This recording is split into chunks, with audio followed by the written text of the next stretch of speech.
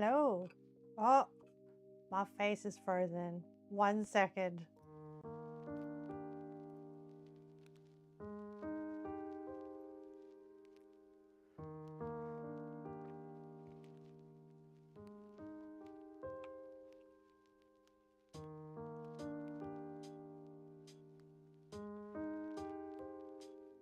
Hello. How about now? Yay, my face is working.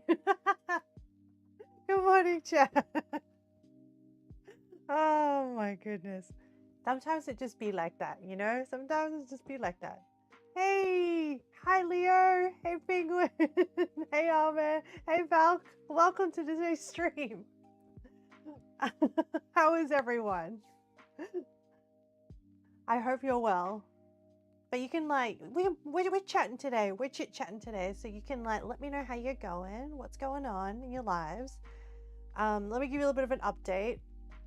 So today is actually we're making Vietnamese food, which is my cultural heritage, which I'm very excited about.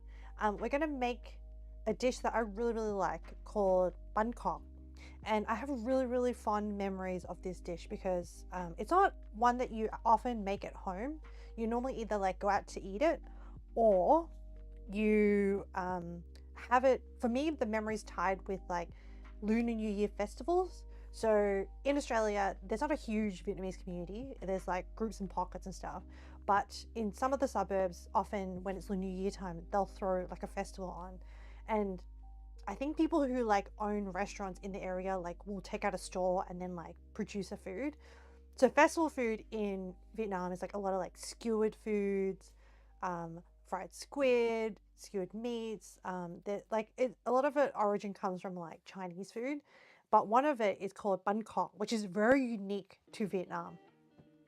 And I don't know whether it has like influences from the French because the French have like crepe and stuff. But essentially, you have Banh, you have a mold that kind of looks like not okonomiyaki, takoyaki molds. So they're kind of round, or if you know like the Dutch pancakes called profiteroles, it's like a cast iron mold with like hollowed out little circles. And then you have a batter that's made of like coconut milk and turmeric and rice flour. And then you pour that in with a ton of oil and it crispens up. And it's like these tiny little savory pancakes with like prawn meat and stuff in it. And then, yeah, and then you have it with fish sauce and veggies. I realized I made a mistake, chat. I forgot to buy fresh veggies. A lot of elements of Southeast Asian, like Thai and Vietnamese cuisine, has a lot of fresh vegetables that you eat stuff with because we're lush tropical countries that grow a lot of vegetables and green leafy stuff and like Asian herbs and stuff like that. Anyway, I forgot. So we're just going to eat today's Banh with carrot. Now, I have identified some potential problems. So there is a variant of this that uses the same batter but makes a big pancake called Banh xèo. And the word xèo is meant to be like onomatopoeia for like the sound of the batter hitting the oil. Like it goes, I don't know why, but in Vietnamese it goes xèo, like a sizzled sound. Sometimes Vietnamese is funny. Yeah, so as a backup, if the pan that I bought, which is not a true Banh pan, this is a pan I found from Kmart for like $8. It's an egg pan, but I was like, oh, I wonder if I could use this for this recipe. Anyway, so we're gonna try it. It may not work out. It depends how much heat it gets and how evenly it distributes the heat. But we're gonna try anyway, because if this works, this is gonna be a banger. If it doesn't work, well, I'll just cook eggs in it. But yeah, it's actually quite timely because lately, well, actually, this weekend is my cousin is getting married. Now, the only cousin I have in Australia is on my dad's side, which like we're not close. We're a little bit estranged, if you would say. So I'm very excited because I think this is the first time that the cousins, like the grandchildren of the family are getting married. And this is like the first big wedding. So I'm very excited. I offered to help and my offer was actually taken up. So I've been working very hard. I'm actually helping my cousin as the masters of ceremony for their tea ceremony. So so in Vietnamese culture, you have like a tea ceremony, which is similar to Chinese culture as well, where am I married? Well, I'm gonna leave out my personal details. I'm gonna stay an anonymous blob on the internet. Maybe one day I'll disclose what my status is, but just think of me as an amorphous blob. And then I don't know yet how I feel about like disclosing that kind of stuff. So yeah, so my cousin's getting married. So I'm going to be the master of ceremonies for their tea ceremony. And then the tea ceremony, like often I think in Vietnamese culture, I'm just a tiny dot on a piece of paper. Exactly. Just think of myself as like the digital blob on the internet that keeps you company. I'm just a bunch of dots and dots, zeros and ones. But yeah, so I actually helped out my other cousin on my mum's side in the US 2 years ago. So I sent the script to this cousin, and then I was like, hey, if you want help, I'm happy to be your master ceremony. And so they adapted that script, and so we did a rehearsal yesterday, which was really fun. I really enjoyed it. And then this morning I've been running around trying to print off the script, and it took me like an hour because I don't own a printer. I had to go to, we have a store called Office Works that has all these like stationary office supplies, and you can like print stuff out there. I did a bunch of formatting to the script, and like when I went to go print it, it was like misaligned, and I was like, flip table. I was standing there for like half an hour trying to edit on my phone and then send it back through to print it. Anyway, it all works now. And then maybe later, because I put so much work into it, maybe later when we're cooking and stuff, I can do a reenactment of the tea ceremony for you. I'll anonymize it so you get an idea of what it's about. Because I don't know. I think it's nice to share different cultures and understand. Because my cousin, who is male, is getting married to somebody who is Sri Lankan, and their culture has a very different ceremony. And they told me a little bit about it, and it's also different to a different wedding that I went to, which was Hindu. Like they worship a god called Krishna, and their ceremony is completely different as well. So it's just fascinating how all these cultures have evolved, and yeah, and then it's just something that you grow up in and that becomes part of you. And yeah, I like sharing it because yeah, everyone has a different thing that they do for the weddings. Alrighty, so how are you, everyone? Well, you can let me know when I head to the kitchen. All right. So today we're gonna make that, but we're also gonna make coconut jelly, because I really like making desserts, even though I'm not great at them, but I like making them. So we're gonna make a coconut jelly dessert that has 2 layers from agar-agar jelly, and agar-agar jelly is actually made from seaweed. So it's actually safe, like it's actually good for vegans, as in vegans can have agar-agar jelly. I suspect the problem might be that I bought a packet of agar-agar jelly yesterday that was new, and I lost it. In between the time I brought it home, I've lost the packet. I do have an old packet. It says it expires in 2016. I think it's 2016. I don't know if agar jelly even has an expiry date. Like, it's just crystals that solidify on contact with like water and heat. So I have no choice. I don't know what happened to the brand new packet that I bought. Anyway, I looked everywhere. It's like not in the pantry. It's not in the bags that I used. You know, sometimes life just teaches us you just gotta roll with the punches. That's what we're gonna do today. Okay, so We have our lo-fi on. I have my coffee. I have my notes. I have my phone. And I will, whoop, let me swap to the kitchen.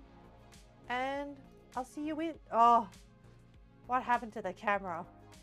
Hang on, let me fix it.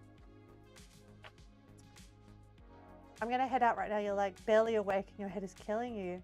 Have a good stream, 5 food. Thank you so much, Ahmed, for dropping in. I really appreciate it. The darkness has taken over. It has. I hope your head feels better. I hope it's not as a result of the concussion that you had.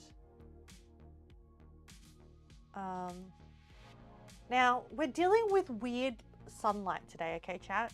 Because it's overcast where I am.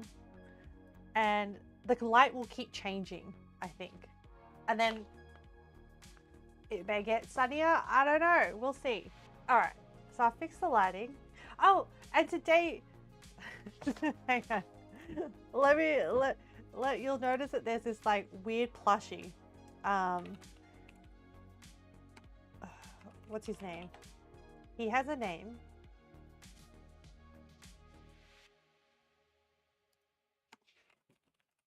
I forgot his name. I've forgotten his name. Maybe someone can find him out. But there is a island. I can't find him anymore. I once upon a time knew what he was. But anyway, he's a citrus fruit. He's a mascot of a citrus fruit brand that is especially on the island of Awaji, which is like from Japan, and it's a little bit down from the city of Kobe, which is like next door to the city of Osaka. So like if you take a train from Tokyo to Osaka and then go down a little bit, Osaka or Kyoto, I think maybe a little bit down from Kyoto, and there's a city called Kobe, which is famous for their beef. And you drive, you get to Kobe and you take a car and you drive down and you enter this island called Awaji, and they're famous for their onions and citrus. And this is where I got this little dude. And he has 2 faces, and I'll show you in a second when I get to the kitchen. I thought I'd change it up because I thought Akabeka had been there for a while. He has 2 faces. He has his young face where it's like, oh, so youthful, so energetic. Look at the energy. And then angry young face. And then when like he gets older and the spirit has left his body, this is the energy of like the eyes. And today I am this energy because my cousins are a lot younger than me, and I was like, man, these guys, so much energy. Oh, and there's some like leaves I need to get rid of here. All right, chat. We have something set up. So let me check what we're... So firstly, we're going to make coconut jelly, which will involve whisking agar-agar, which is this one, which let me check. So yeah, it says, well, it doesn't say expired. It just says best before 2016. I'm actually kind of annoyed because I really don't know where this new packet went. Like, what happened? And then I bet you like at the end of the stream or something when I'm tidying, I bet you I'll find the packet. This is normally how these things go. Anyway, it's fine. I'll just let it go emotionally. No, I probably won't. I'll probably complain about it for a while. So we need to measure out a whole bunch of liquids, agar-agar jelly, and sugar to make the coconut base. Now there's gonna be 2 layers. One made with just coconut water, and then we take a portion of the coconut water mixture and then add some coconut milk to it to make the coconut milk layer. And we have to let the top layer set the bottom layer. So we pour one layer in, let it set until apparently all the articles I found said until it's like a bit tacky, and then you pour the coconut milk layer in, and then it's meant to like make it stick together. Now, the things that can go wrong is potentially the egg jelly that I have is very old and it may not set it. The ratios may be wrong, and I've measured that incorrectly. And the other thing is potentially that it may not stick together, the two layers. I may pour it too early and it might just mix, which is fine because we'll just get like a mixture. I may pour it too late and it's already set too much. So we'll see. Okay. I've tried my best to do the measurements and things in grams and convert them to grams to try and get like an accurate representation of everything. So 2.5 teaspoons of agar, which is 8.33 grams.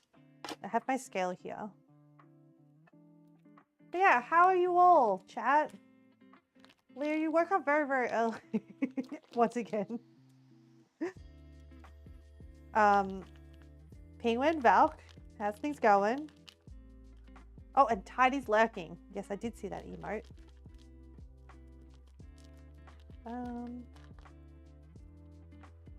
Alright, I'll measure 8.4, 8.3, 8.4. Oh, actually measured out 9, which is still fine. Okay. Half a cup of sugar. You woke up at 3 a.m. Valka's watching YouTube at the moment. I'm playing Wilds like usual. Oh, no work today, Penguin? You have the day off? Leo, did you have another nightmare? Are you okay? Are you alright? Oh, half a cup of sugar.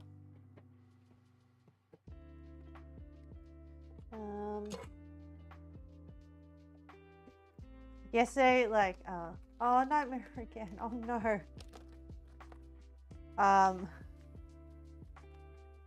I also had a nightmare as well. But I told you, I have this thing when I have dreams. You had 3 days off. This is my last day. Oh, Google shows like a savory tart. Bangkok is kind of, but it's not like a tart. Is more like a shell. And I guess this is that, but it's more like a pancake because you're using like a mixture to make it, like a pancake liquid mixture, and then it cooks it in the thing and then it hardens up. Yeah, I had a nightmare this morning. Well, like this morning I was waking up, but I was gonna say, I have this thing where like I'll recognize it as a nightmare. There's like a part of me that's like in the nightmare, get really terrified, realize it's a nightmare, but then another part of my brain is like, I can change this. So I'll try to like come up ways in my dreams. So I participate in my dreams where I'm like trying to control the direction, and I felt like I almost had it, like I could almost manage the situation, but then my alarm went off. So I kind of was like terrified, but then also like trying to resolve the situation, and then it just, yeah. Okay, and then we pour this entire 4 cups of coconut water into here. Hang on. Do I need coconut water for the pancake, or is it coconut milk? Oh, coconut milk. Oh, we're good. So this is the only coconut water I have, and we're going to use it for the jelly.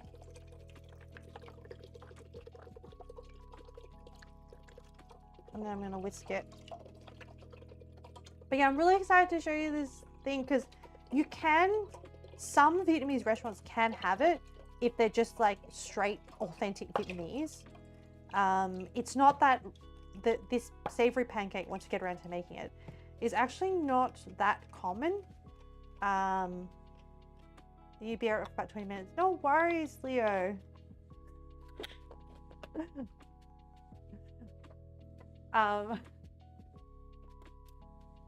Sometimes like I really, once again, always appreciate you guys. sometimes, so I just quickly like rush published some VODs this morning. And then when I was in Twitch doing that, I saw that there was like, you can see the view count of the VODs, of previously published VODs. And like some of them had like 60 views and 50 views. And I was like, who the heck is watching this? Sometimes I'm just like, where are the people, huh? Like, who are these people? I should probably look at the analytics. I probably don't spend enough time reviewing stuff. But like, how can I chat? I'm like running weddings and like just doing random stuff. Anyway, it's just funny. I enjoy just watching the statistics of stuff. I don't know how what the application of these things are, but yeah, it's just fascinating. All right, I'm gonna use. I like. This is my favorite whisk. It's like, I don't know. It comes in a pack of 2 with another whisk thing from IKEA. It just works so well. The function is just so good. I rave about this whisk all the time. If you go to IKEA and or even not even IKEA, I mean, I'm sure it's built in other places. I think it's got a sauce whisk. It just works really well to agitate things and like dissolve things. And like many a time, it has saved a lumpy gravy. Yeah, it's called a sauce whisk. You can buy from Temu. It shouldn't support Temu. But apparently Amazon also has it. It's quite expensive on Amazon. I didn't pay $16. I think I paid like $3, $4, something like that. But yeah, you want this shape. Oh, that's all right. I was like, oh, I keep recommending products. I should set up like some affiliate stuff just in case. I don't know. I don't think you like, I think I'll be surprised if any of that stuff actually happens. Okay, so I've whisked, dissolved the sugar. Everything is dissolved. And now we're gonna like crank up, turn it on, heat it up. It says boil for 4 to 5 minutes. Okay, so there's gonna be some like Google timering going on today, so watch out for that. But yeah, so can I, you know what? I'm never gonna ask you. I'm just gonna do it. I'm so excited about this script thing because we did the rehearsal yesterday. We did 2 run-throughs, and yeah, I just wanna do it. So the tea ceremony is essentially like a very Vietnamese style ceremony, which uses, so actually Vietnamese culture is very rooted in ancestor worship. I think once again comes from, the root of it comes from like Chinese culture, where a dude called Confucius was like, guys, I have a set of ways that people should live their lives, and worshipping your ancestors is one of them, because it's like, you know, it's important for them to like believe that like the genealogy will be passed on and stuff like that, and the genes and whatever. Unfortunately, a lot of this stuff is very rooted in like patriarchal sort of like structures, family structures. So that kind of sucks. You know, history is history, culture is culture. It's important to acknowledge it, but it's all important to like acknowledge it for the often patriarchal societies can cause oppression of women, essentially. So call it for what it is, but also celebrate that it's a thing, that it's a tradition that actually kept, you know, the family alive for centuries to be passing on down those genes. But yeah, and actually I think not just Confucius, but I think there are some elements of Vietnamese culture that has like Taoism, which I think is like, I haven't actually looked into the history of Taoism. I think it's like I don't know if it's a dude called Tao. Confucianism was initially a dude called Confucius, who came up with like a set of principles and rules. And then like, I think like when there is societies where there are kingdoms, they tend to like try and foster like a certain culture and set of precepts. Precepts essentially like a set of rules to like live by. And they're not so much like religion. Like you don't worship like a thing. It's just like a set of like traditions that of rules of like culture. And often like it's set up aside by like the nobles of the era, and they're like, yes, this is like the way to go about things. And like you see it mirrored in like English Regency culture, where it's like, yes, etiquette. When a gentleman is in the presence of a lady, he will remove his hat indoors or something like that. Ladies and gentlemen will not shake hands who don't know each other without gloves, because that's scandalous. That shows poor breeding. So I think it's just like to separate the like wealthy people who have culture from the peasants. But anyway, essentially there was like a trickle down effect, and then like, you know, the whole culture kind of like participates in it.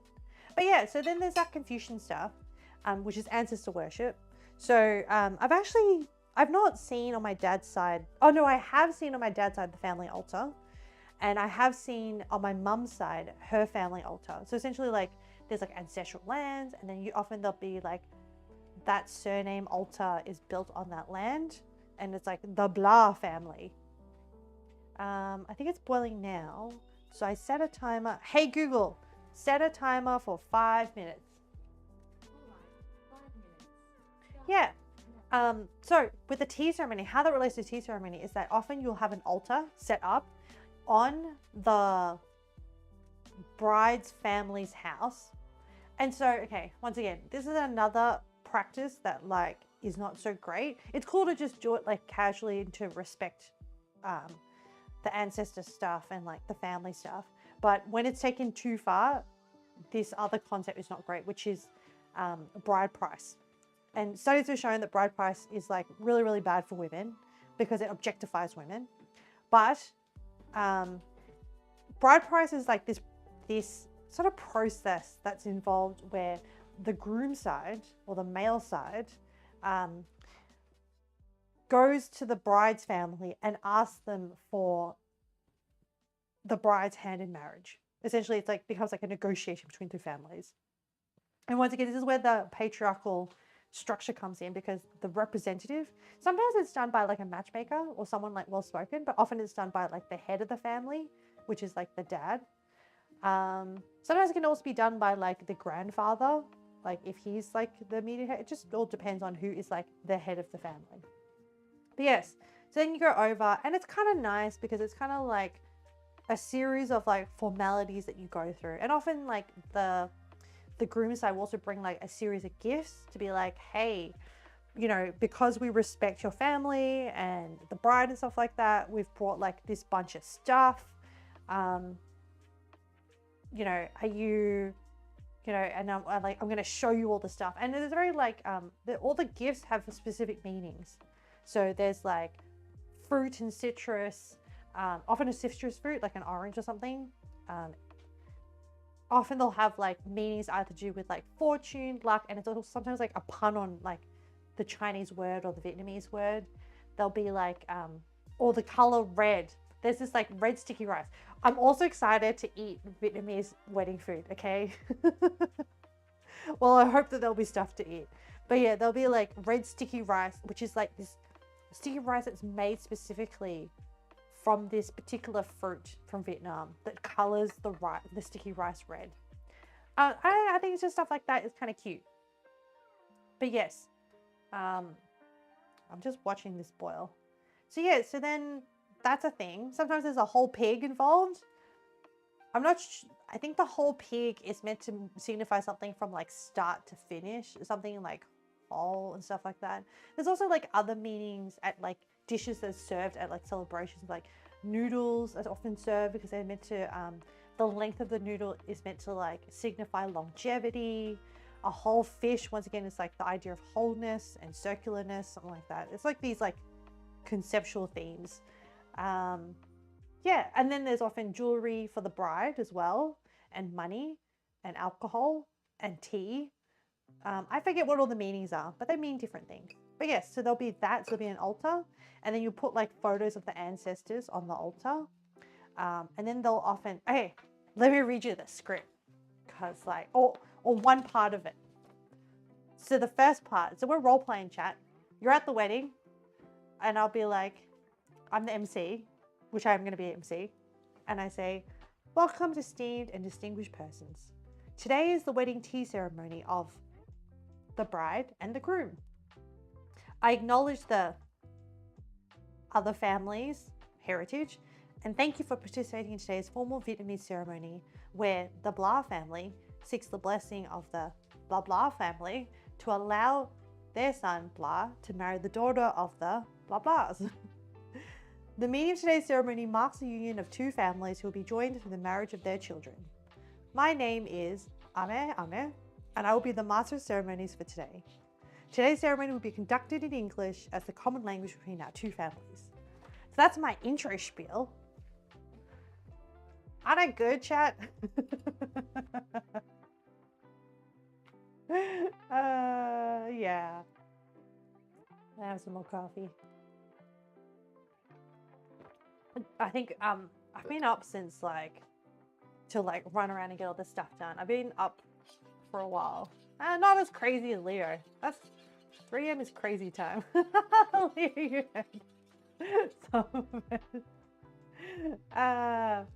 I'll keep reading the excerpts throughout the stream as I watch things. So there's 2 more seconds and then this boiling is done.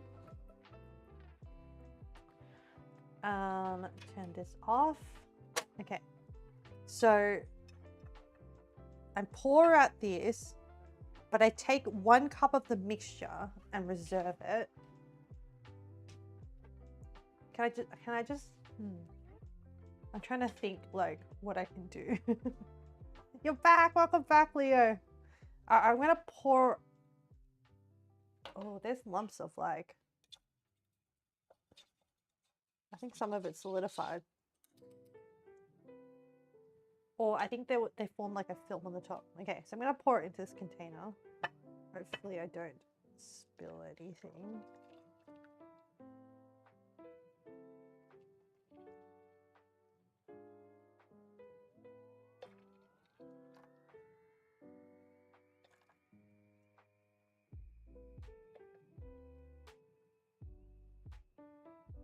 Does that look like a cup?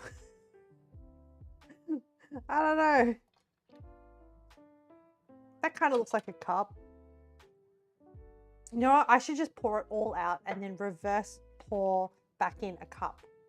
Doing some one-to-one math while listening to stream. What math are you doing? What's you know what I'm doing? Looks like 2 cups. Okay. I've got a cup measure. Oh man. I'll use a half cup measure because then I can just do 1, 2. Okay. Choosing which build to go with. Oh. What's happening in the what's happening in the world of wilds? Like, what do you mean build? For a particular weapon or particular armor set to go with a particular weapon? Okay, now I've taken 1 cup aside and I'm going to add 170 grams of coconut milk, or 3/4 of a cup. So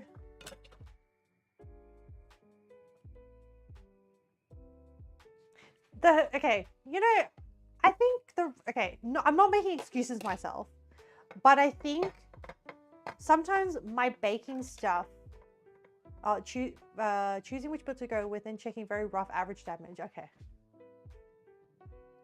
Are you gearing it up for a specific boss, or just you're lucky that there are tools that help the math? There are tools that help math for Monster. Just guys, I feel like I just like I for Gormagala. I saw this reel for Wilds that was like there's 2 types of players. One that's like that sweaty gamer which I'm sometimes am. But then there's the other one that's like lollipop, oh lolly lolly. Like I'm literally that one. I'm just like going in, having some fun. All right, 170 grams. Whoa, this is very thick coconut milk. I don't think I shook it up enough. Only if you want a min-max.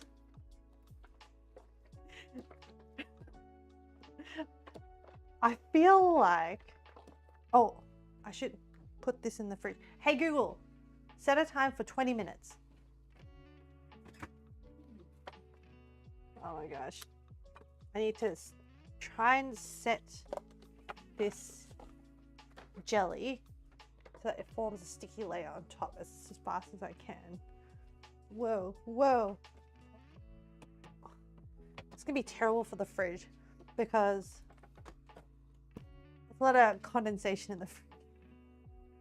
Anyway, yeah, I feel like I go in and like it's been really good having different perspectives of different players. Or oh no, I'm still okay. 145. I want to go 170. Yeah, let me just focus on this. 170. Got it. Yeah, I think it's like really good because I think it's very basic things for people like, oh, you can block with the greatsword, and I'm like implying you should block with the greatsword. Like, you're right, I should block with the greatsword. I still have yet to do the power clash thing. I would like to achieve that. But you know, one thing at a time. One thing at a time. All right, I'm gonna heat this up and boil it for 2 to 3 minutes once it starts boiling. Oh yeah, look at me talking and setting timers and like being organized. Oh yeah, I have a theory of why my baking sometimes turns out terrible. So I think it's because sometimes with the recipes I use, it's like it might be US and it'll say cups, but like an Australian cup measurement is different to a US cup measurement. And I think sometimes that like screws me over. And sometimes when the ingredient has like some things that are in cup measurements and then some things that are in gram measurements, so then all the ratios are off. I think that's why sometimes my biscuits turn out like very thin and like sugary. And I think that's the reason. I think I just need to like in the prep stage, really mathematize it and like double check, triple check to see. But sometimes they don't specify in recipes because like they'll just say cup, and it's sometimes also hard to tell whether it's like they from the US or whether they're like Australian or British. You would like to learn switch acts after your current plans. Wow. You're gonna try and learn the offsets with hunting horn. It's so satisfying I actually managed to time it. So what's the timing involved with the offsets? Hey Google, set a timer for 3 minutes. Second timer for 3 minutes. Starting now. Yeah, what? Like sometimes I whack it and I'm like, I'm not really sure what's meant to happen. Oh, you know what? I should watch those tutorial videos. Like you're absolutely right. I need to spend time to like practice those. But like after I do the wedding stuff. Oh, which reminds me. Oh my God, what is happening to the milk?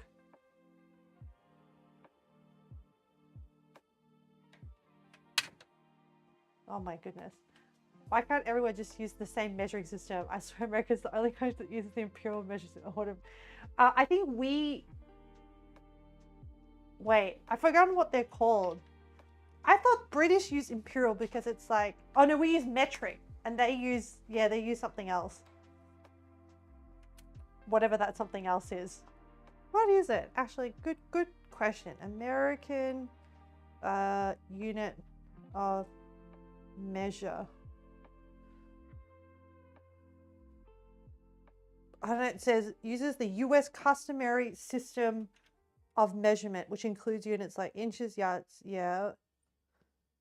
But like, is it just called US? Are we imperial? Oh no, you're right, they are imperial. Yep, imperial unit. 1 inch, 1 foot, 1 yard, 1 mile, 1 ounce, 1 pound, 1 stone, 1 pint, 1 gallon. Oh my goodness. They would rather say weighs 5 baby elephants before they'd consider metric. Wait, what does the Philippines use? I actually don't know. I think the Philippines is a... I really need to like spend some time to do some research on the Philippines, because I feel like it is such an interesting mixed Philippines unit of measurement. We use metric most of the time. Yep, metric. Good job. It was made compulsory in 1816 during the late Spanish colonial period. How did the US, like, how did the US become imperial? I don't, actually, you know what? I'm gonna look that up, because how did the imperial unit of measure exist? From early, okay. It was, you know what? The US have the British to blame. All right, this is finished boiling. Oh my gosh. I think this portable gas stove is like too strong. I can't do like low heats for a small quantity. Anyway, that's good. The other thing is still the jelly is still cooling down. Nah. I'm gonna wait the 20 minutes of it in the fridge. In the meantime, we have some other things that we need to prepare for this, the accoutrements. Is that the right word? Like the additional stuff that is going to be eaten with the banh khot, which is we need to make Vietnamese fish sauce, and we need to make pickled carrots to go with it.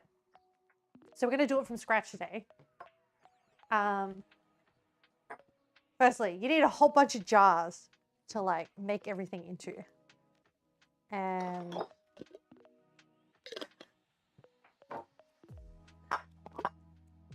I have a selection of jars to choose from. This is a peanut butter jar. This is a... I am my mother, okay? I hoard jars. Don't tell me other people don't, because like jars are freaking useful. American influence clothes a lot of times use inches. Oh yeah, the waist thing is like insane. And like when I have to help like my guy friends shop, let me tell you about a friend I have who I travel with, a guy friend. He's a big guy, okay? He's like 6 foot. Anyway, out of the I've done a number of trips with this person, but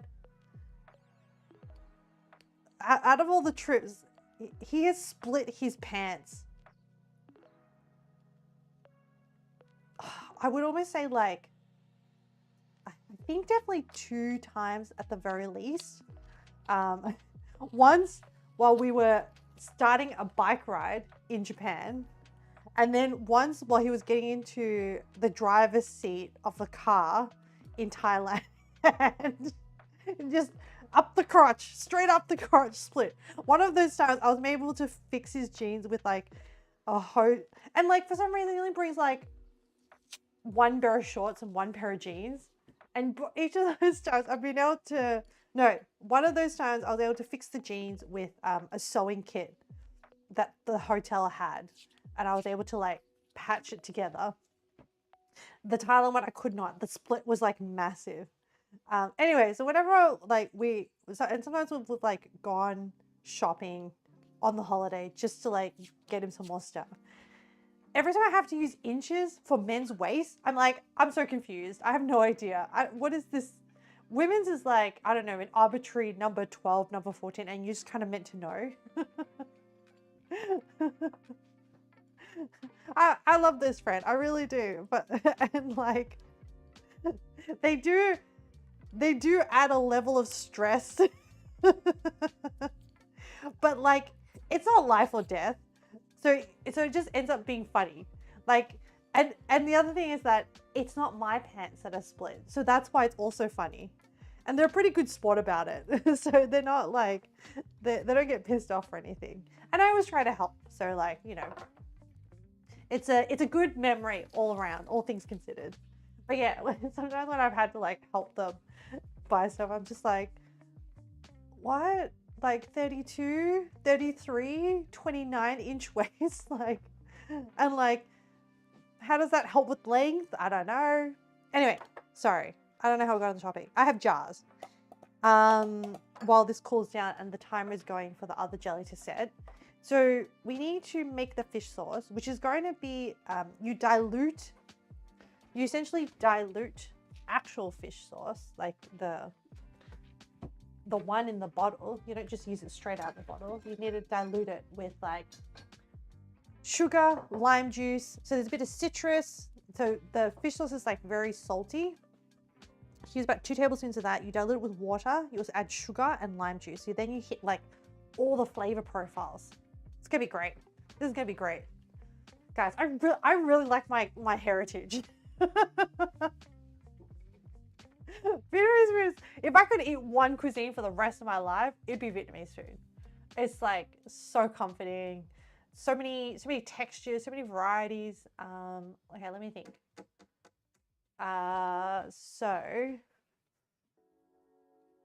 how can I make this as easy for my life as possible? Can I just make it in, do you reckon this will fit? Oh, damn it. Before I peel that off, I should have seen how many mils this was. So I need 6 tablespoons of water, 2 tablespoons of sugar, 1.5 tablespoons of lime, fish sauce. Yeah, I reckon I could make it into here. And then, so, and I think we can just like shake it up to mix it. Oh, and I have, oh my gosh, chat. I have like very old limes in the fridge, but I've just kept them in the fridge the whole time. But I think I should be okay. I have this one, which is kind of like, I use the zest for some recipe at some point. I don't throw this stuff out because it's expensive. And I should use them up more quickly, I know. Oh, and we're gonna need, so, should we add some chili? Do I have some frozen chili that I can use? Do I have any chili? Can I substitute with other chili? Man, Penguin, can you send me some of your chili? You know what? I should grow my own chili. You're right. I think the not having chili is a me problem, and I can easily fix that by going to Bunnings and buying a chili plant and planting it. I have a garden. I should just grow chilies. Actually, what kind of chilies do you recommend? You have some chili. What chili plant do you recommend? Like, and can you grow chili plants from seed? Nah, I should just buy a plant. Like, I don't have the patience to grow something from seed. And like, I never know, you know, they always say on the seed packet, like I've tried before, they always say on the seed packet, oh, blah, blah, blah time period. You grow mine from seed. I see. So in your family, you have a fishing master, which is Val, and you yourself are a chili master. I see. Okay, well, you just have to have like the OP family. Just gotta be good at all the things, huh? I see. Where is the citrus squeezer? We're multitasking right now, chat. That's what we're doing. So, I also noticed that one of your chili plants, I think you have, so I've done a lot of like watching gardening videos. I do this. Yeah. Once again, like, so gardening is one of those things where I think, oh, it doesn't look that hard. And then when I try and do it, it's actually quite hard for me. But I know conceptually that you can, what they call winter chilies. You want 100% germination rate, grow these red chilies and not the store-bought ones. Oh, right. Okay. Oh, yes. Germination rate is a thing, huh? Yeah, I don't have very good success.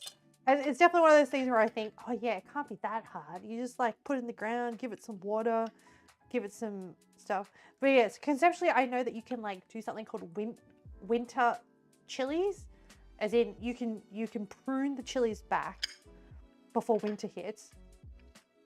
I watched this channel called like Epic Gardening.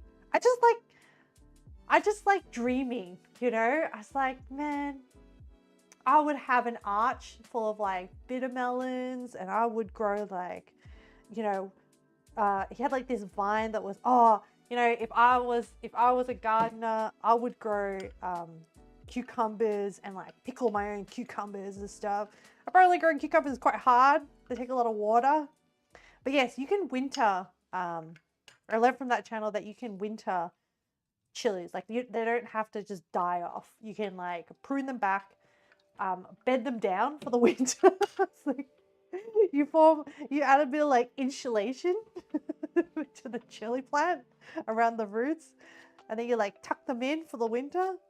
And the like straw or the sugar cane mulch is meant to like keep them like insulated, so that the frost doesn't like kill them. I think you can also take them indoors as well, the pot plants. But yeah, I was like, that's pretty cool. It's pretty cute. Oh my gosh. I think I used the wrong size squeezing thing. Yeah. So how much lime do I need? 1.5 tablespoons. We can probably do one more. But yes. Yeah. I should grow my own chilies. How hard can it be? I've seen other friends grow them very successfully, like jalapenos, and like, what do you do with a lot of chili? I guess you can make it like chili sauce, and you can like, what kind of fresh chili sauce could you make? The ones that I know are like Chinese style chili sauces that are made from like dry chilies, like chili oil. Make my own sriracha, maybe. I think it's quite hard to like recreate sriracha. Okay, I have my lime juice. So they want 1.5 tablespoons of lime juice. I'm gonna use, if you want not mega spicy chilies, cayenne and jalapeno are probably the best ones. Okay. Between cayenne and jalapeno, are they both green? I know jalapenos are green, but are cayenne chilies also green? I don't think I'm game enough to make like, to grow. What's the one? I've heard of Carolina Reaper. I've heard that is pretty insane. 1 and like 1/2. Oh, I actually squeezed too much. Hang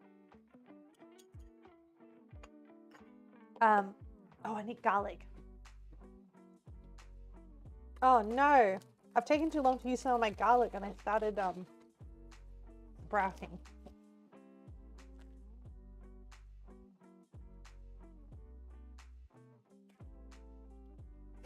Maybe I should grow some garlic.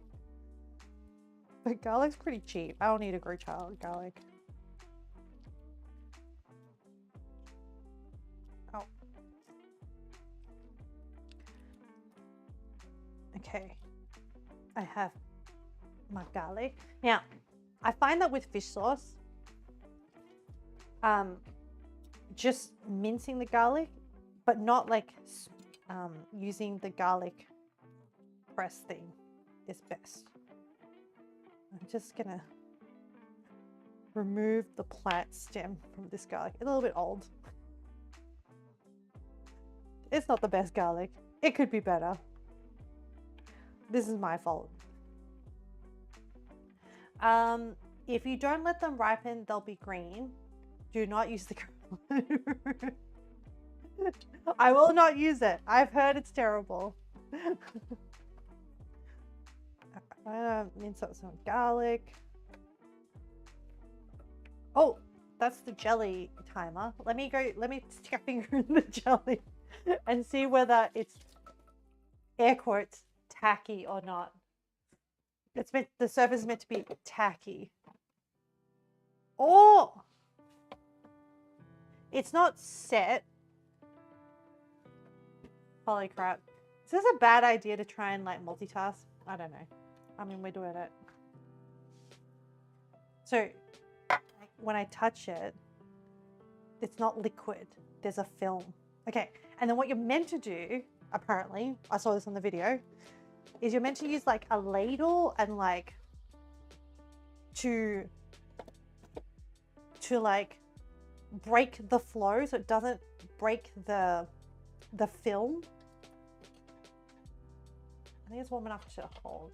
And you get a good grip on this coconut milk one. Okay. Give it a bit of swirl because it formed a film and some of the stuff kind of like solidified and there's kind of lumps. Whatever. You know what? It's fine. It's going to be great anyway. All right. So I'm using the back of a ladle to like pour a layer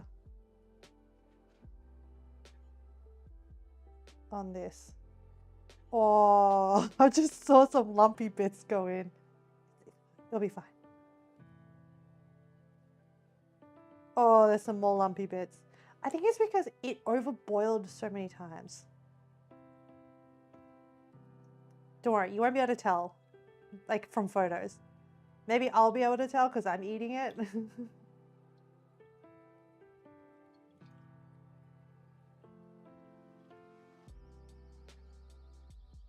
Alrighty.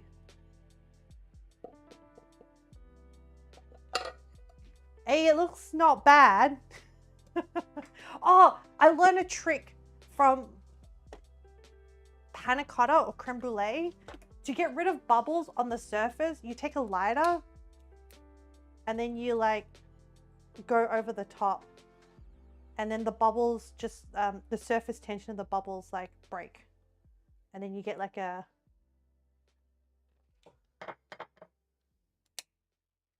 because there were some bubbles. It's a pretty cool trick. It's like you go to a party and like it's like, oh, what's your party trick?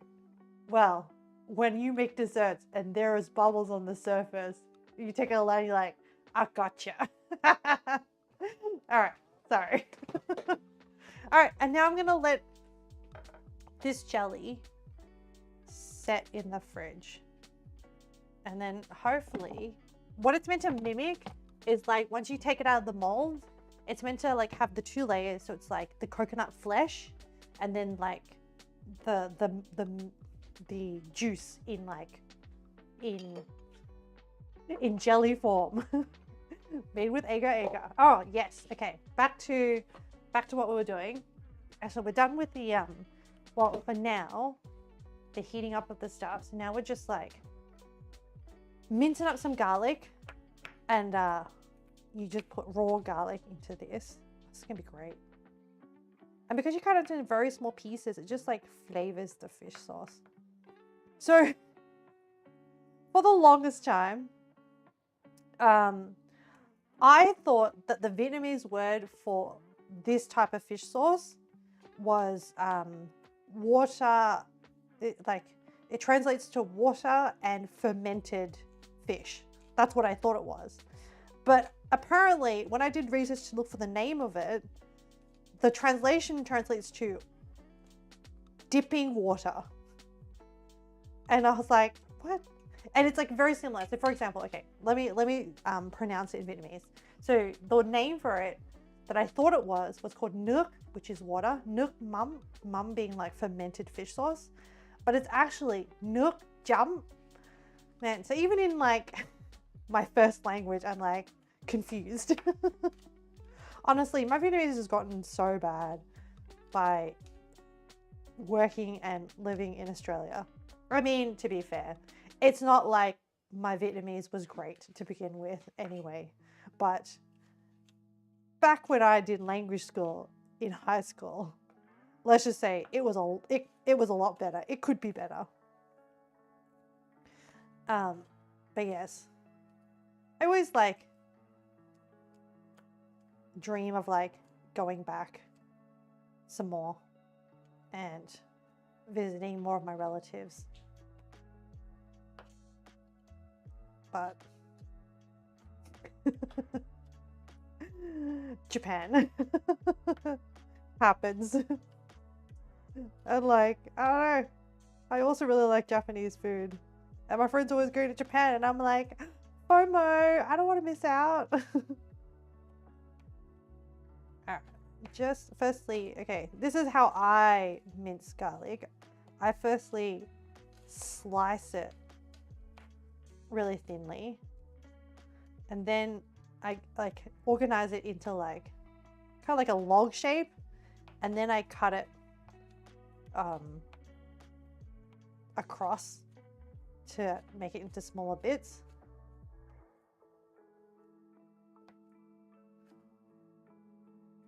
And just like a rocking up and down motion.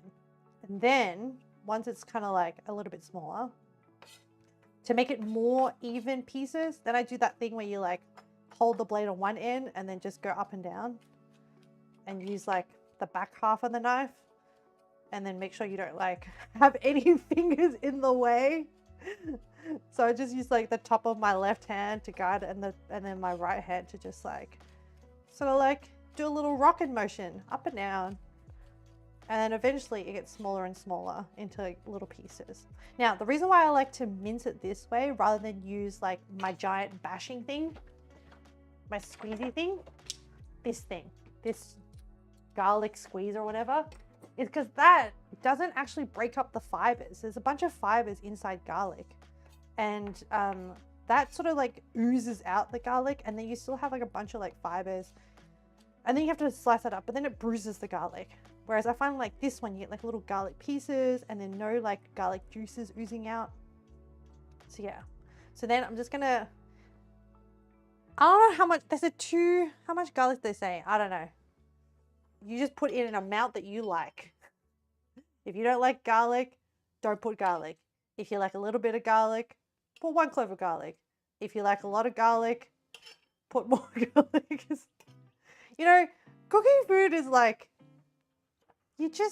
there are some things, like for example, Tuscan chicken, where it's all in ratios, okay? It's all in ratios, chat. Where I made the mistake of putting too much spinach in, and then it became creamy spinach.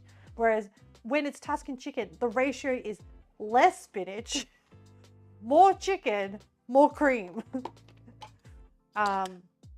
Yes. Okay, so then I don't have actual fresh chilies, so I'm gonna use the Korean dried chilies, gochujang. Gochujang or gochujaru? I can't remember. My Korean is terrible. I'm the meme where like, oh, you know when people try to speak another language? I'm the meme that just recites food. Gochujang. Thank you. Wait, is the powder gochujang or is the sauce gochujang? So there's two types.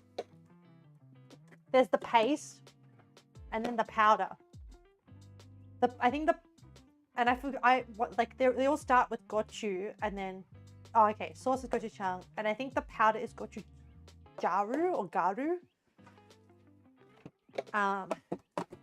Yeah, I'm the meme that's like, oh, you know when you pretend to speak a language, I just recite. You can read Korean?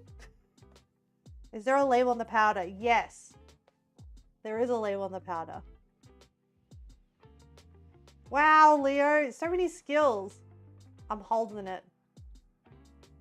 There's also like I think one is the brand and one is the thing, maybe. Oh, you took a pic. Okay, thank you. Right, so I got chili, I got garlic sauce. I mean, not garlic sauce, garlic, lime juice. All right, now we add fish sauce. Fish sauce, treat it with respect. Don't spill it. Do not break the bottle. Do not spill it. Because that stuff is like, it's fermented fish, okay? And then the first squeeze out of the fish is the fish sauce. Oh, you should, do you guys like to watch how you make stuff or how factories make stuff? You should watch the one for fish sauce, how they make it in Thailand. It's like crazy. Like it's a whole ton of fish, a whole ton of salt, and then like this whole pressing process. I would love to visit a fish sauce factory. I think it would be very, very smelly, but I think it would be very, very interesting. Okay, so we need, oh, you know what I'll do first? I'll do the sugar first. 2 tablespoons of sugar, then 2 tablespoons of fish sauce. This stuff is super easy, guys. Anyone can make this. 1. And it's also really good just for like, as a dressing on salads. Okay, 2 tablespoons of sugar. I have the links, once again, in recipe links that you can check out. Not my recipes. I'm trying.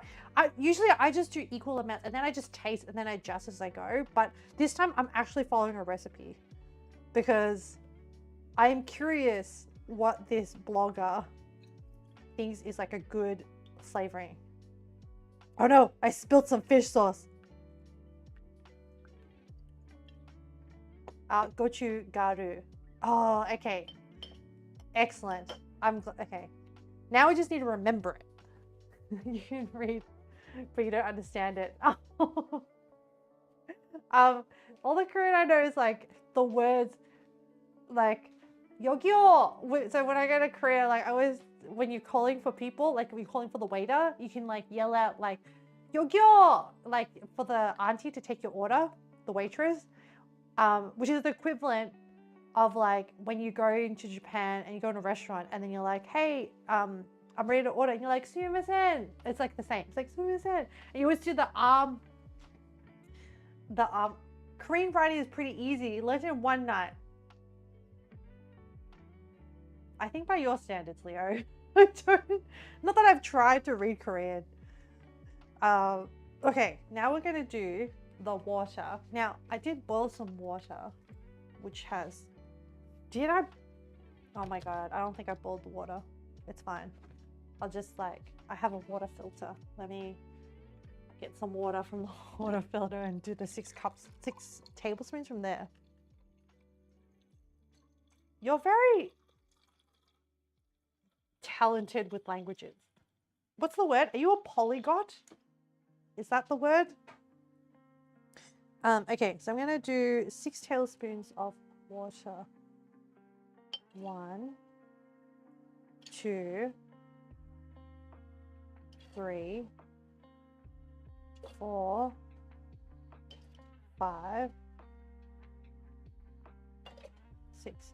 This is not enough fish sauce. Like, okay, maybe, so normally when my mom makes fish sauce, it's like a giant 2-liter jar. This is, okay, I don't understand Korean. Like, you keep failing your Filipino classes. You take summer classes every year of high school. Is it because there were no captivating Filipino dramas? I bet if maybe there was like a really good Filipino drama, maybe you'd be better. I don't know. But also the other thing, so you don't speak Filipino. Cebuano. Is Cebuano like a dialect of well, that's actually not a bad ratio. All right, now we're just gonna, so we don't need to add any more garlic, but I think we're gonna double this. because this is like, this is not enough fish sauce. So I'm gonna double the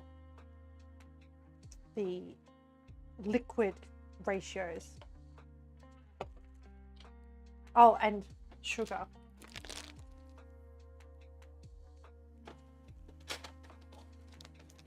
I know there's an island called Cebu. It goes to not having a drama to incentivize you to study the language. When you're saying that, like, oh, I'd love to read like Japanese and read like manga and stuff, but it's okay. I'm good at contexts. I can survive. Can also say Bisaya, but Bisaya is spoken by many regions and may vary a bit. Here in Cebu, we speak Cebuana Bisaya. That's so cool. I used to, I'm sorry that this is like a stereotype, but I used to work with a lot of Filipino nurses in hospital. And is Tagalog like the main dialect? 2. Hang on, let me count 2, 3, 4, 5, 6. Is this enough fish sauce?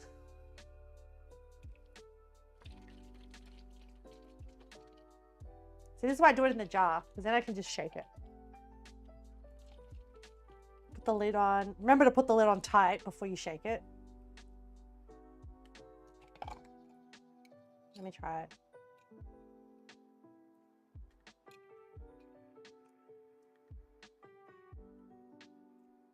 Some of the sugar isn't dissolved.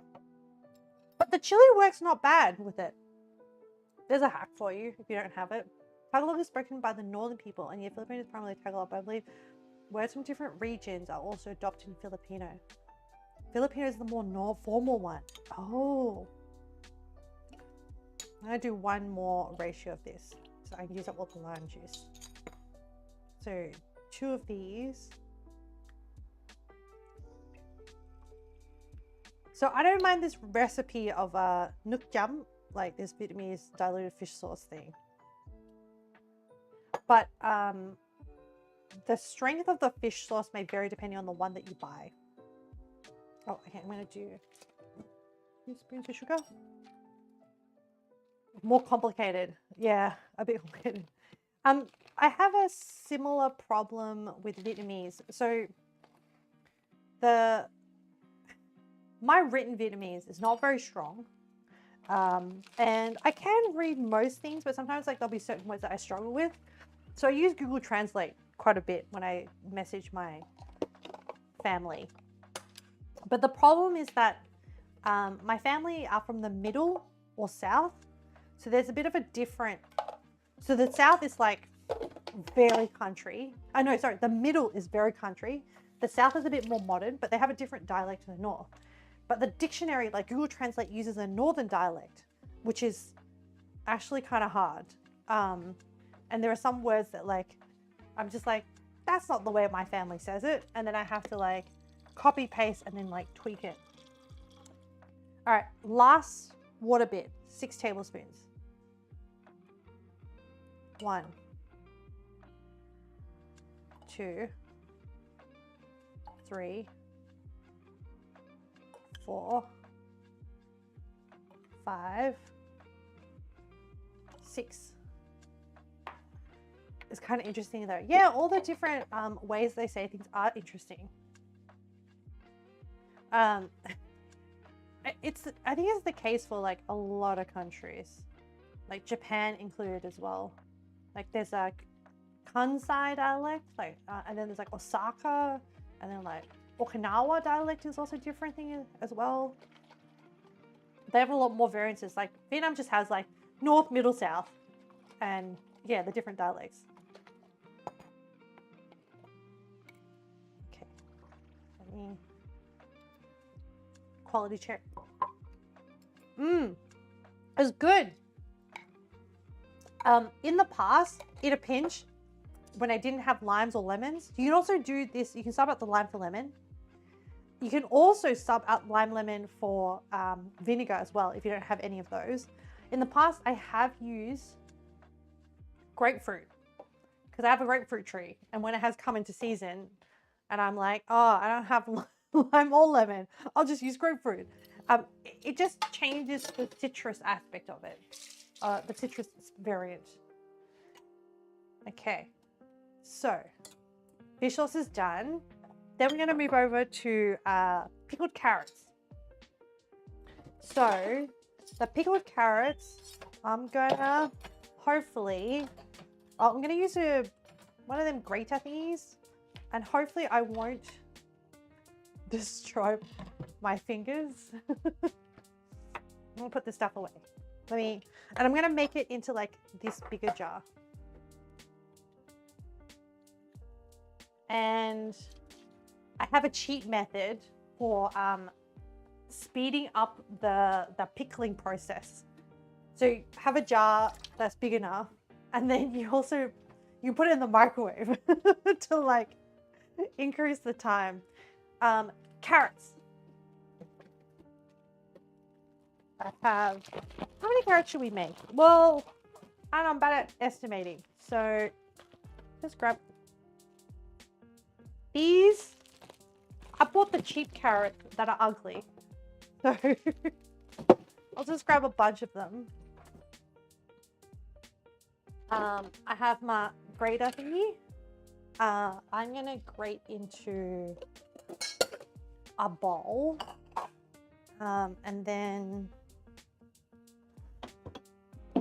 we'll use my chopping board as the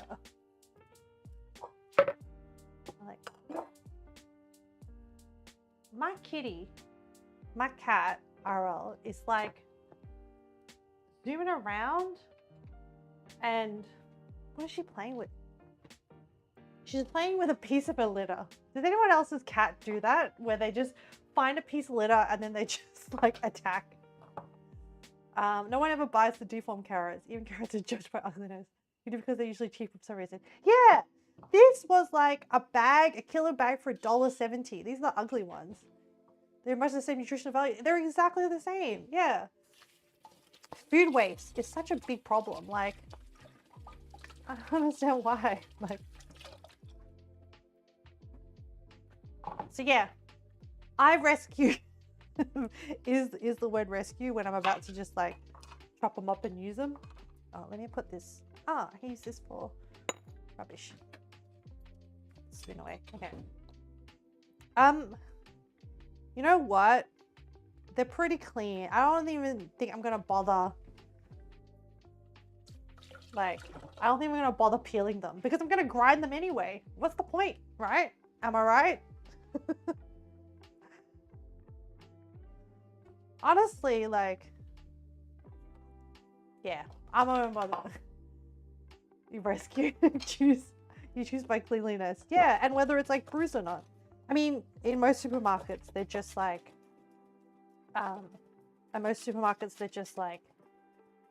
in bags nowadays. You can buy them separately, but I always look at, I always purchase by price. I look by the, by gram, how much it costs per gram.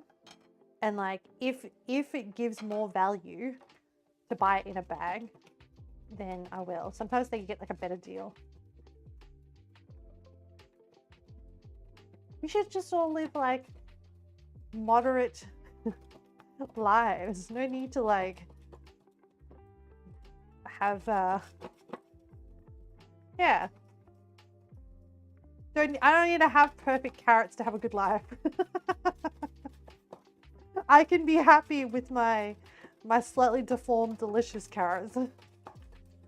They will just taste just as good. So this is a much smaller shredder. Okay, so this is as you get closer to the guillotine bit, as the carrot gets shorter, you get closer to the guillotine bit. This is where it gets a little bit dangerous. Oh, this thing, you just buy off like Amazon or like Asian hardware stores. So like there are these like Asian hardware stores that are like kind of hardware, but also cookware. They're kind of wild. You find like the most random stuff in there, but like useful stuff. Because like so much of Asian cuisine has like, you know, shredding carrots and stuff like that. Probably like you probably can buy food processor that has like that does this for you. Maybe. I don't know. Oh crap. Okay. When it gets this close, I'm scared of slicing my fingers. And I did say a long time ago I was gonna buy one of those like gloves. I wanted to try one of those you have a store called National Bookstore, but sell 80% supplies and only 20% books. They did used to sell mostly books though. They pivoted. Yeah, I was gonna buy one of those gloves that apparently like are metal gloves that like guard your hand so that you don't get sliced, but every time I look at them and I look at the reviews, they're all like, oh yeah, they're only okay up to a certain point, or like, oh, they're kind of hard to wash. And then I'm like, ah, oh, you know what? Can't be stuffed. Like armor, yeah, like not great, like chainmail. They're like chainmail gloves. I mean, they're probably a good idea for me. So what I do is I just grab a fork and try and like get the ends bit. And that's fine. You know what? I'll just eat this piece later. It's fine. Okay, I'm gonna grate each carrot one by one and see if they can fit in this jar. Because I only want to make like this amount. Put the jar in. Now, there's different techniques to doing this carrot thing. Do you reckon I could fit another carrot in there? I think I could. All right, I'm gonna try. I tried this little one. Let me give it my.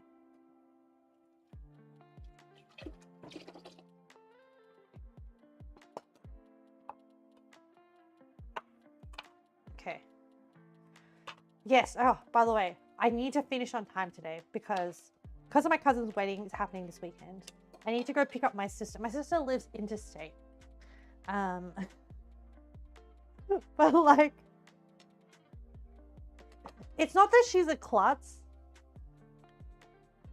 I'm not saying that injuries run in my family, but she does surprisingly get injured quite a bit. She, at the moment, I have to go pick her up because she's flying down from interstate, or flying in from interstate, and she like tore a ligament, I think is what she said, in her ankle or foot. I think foot. So she's very athletic. She's unlike me. I'm not athletic. Yeah.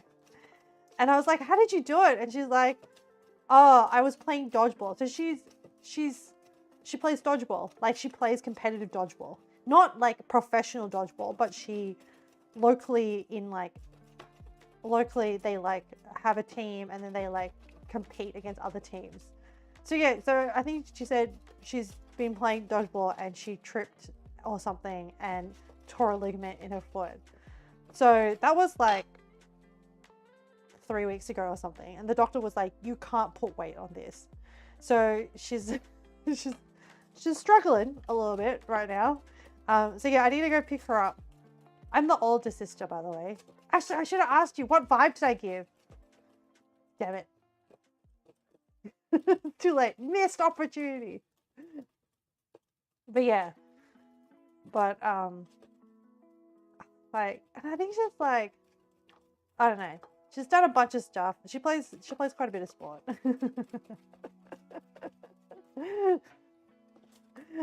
yeah, I need to go pick her up because she's in this like cast thing with crutches and stuff. So her flight comes in tonight. So I need to like make sure I don't go too crazy over time, because I also need to like I don't know how. I'm pretty lazy. And I don't know. Also, so I do like try and spot clean all the time, but like sometimes it's just hard to keep up, you know? Okay. And also having a pet also just makes it like really hard because like I said, my cat is currently obsessed with like this random piece of litter that she's chasing around the house. And like she has like a very fine undercoat, so her fur gets like everywhere. But luckily she's not long haired, so like thank goodness. Okay, let me try and fit this carrot into this jar. Can we do it? Yeah, I think it'll fit. I think we'll be good. Take pet with me. She hates car rides. She really does. I hope to like one day train her. I did buy like a pet backpack. Has anyone? My cat is like, you know, use old pasta sauce jars for pickling stuff. Yeah. One's like, I think one's a pickle jar, one's like a peanut butter jar. And then sometimes you find like a good jar brand and you're like, yeah, I'm going to stick to this brand for a while so I can get like a good collection of jars. Oh, I think you can probably pickle chilies as well. Probably not a bad idea. Yes, I think that pickled jalapenos exist. I should do that. Yes, even more reason to grow.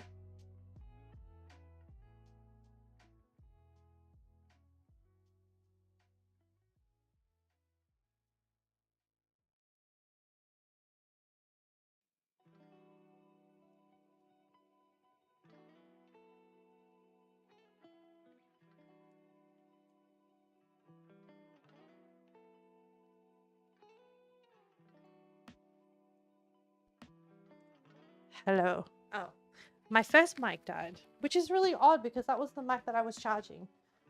Sometimes these for some reason I use these mics that occasionally that are very brand name mics that just randomly don't hold a charge properly, and then I have to like factory reset them and then they hold a charge again, but like you don't find out until you use them and then they suddenly run out of charge and you're like, ah, crap. Well, if I was good, I would check all the battery levels, but I just assume if I plug it in and charge it, it should be charged. You never know what to really do with them afterwards. They just sit in the fridge forever. Maybe like Mexican cooking? Put them in stews. Add them to stews. I reckon you could add them to stroganoff as well. Like, I do a lot of like riffing on like recipes and just like add random stuff that I just have in the fridge. Oh, add them to like salsa. Speaking of fridge, does anyone have something in their fridge that's been there for years and have not been bothered to throw them away? Yes, Leo. I absolutely am that person. I mean, come on. I have agar that was best before 2016. So sometimes I have like yogurt. Here we go. Here's an example. I have a okay, I'm still gonna eat this, okay? But I'm being true here, okay? I'm being honest. I have this little tub of like Greek yogurt that is best before 20th of February 25, which is not that bad. And it's individually sealed. And yogurt, like, you know, it's been in the fridge. It's going to be fine.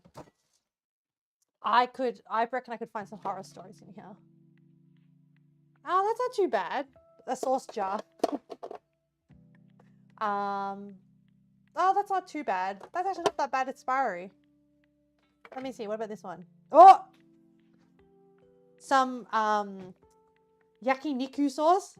Expired 2021. Or potentially best before. It's in Japanese. I can't tell. I think it's still fine. I would still eat it. I would. That's so good. Tom Yum paste, 2024. Not too bad. Still better than the so far. We have to beat 2021. Let me see. Nah, that's still in date. Hang on, let me think. Like, what is really old in here? Tartar sauce?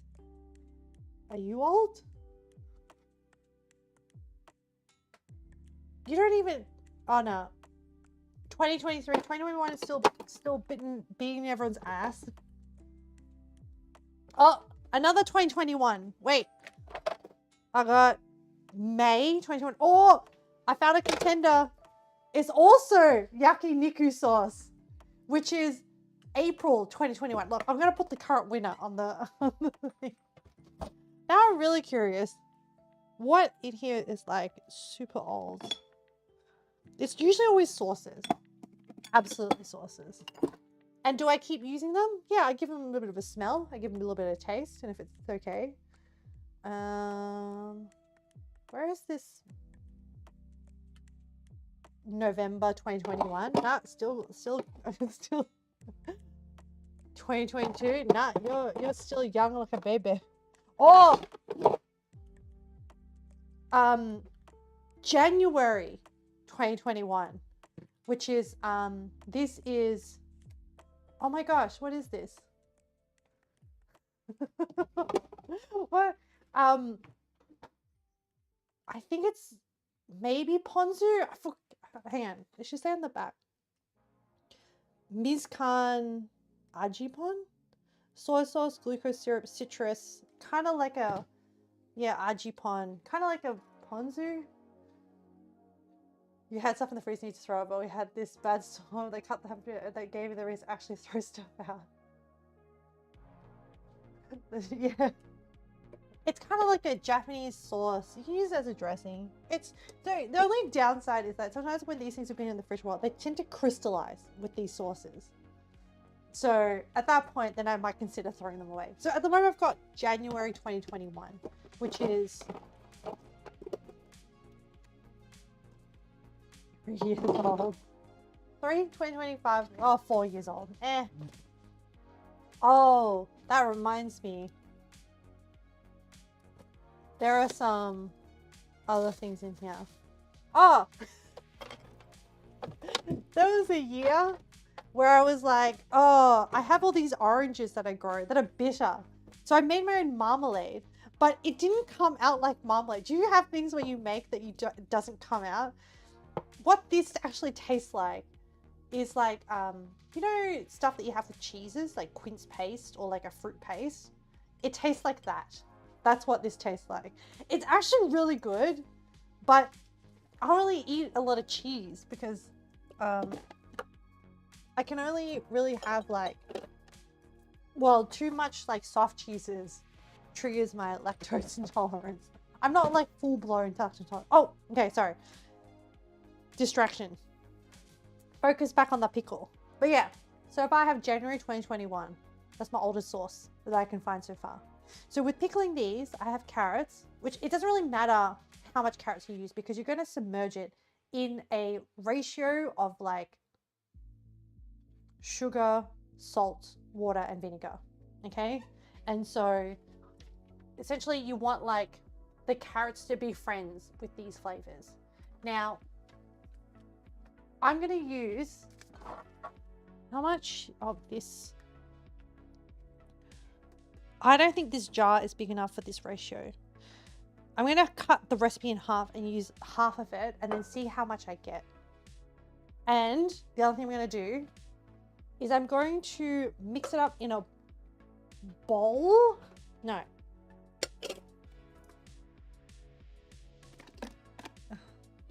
So, chat.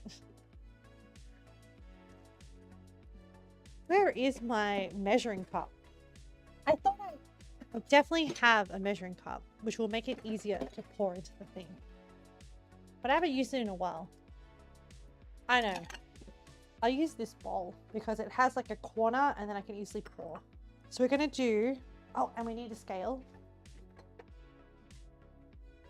You need to make a better pickling liquid. Mine is okay, but I don't know. I feel like it could be better.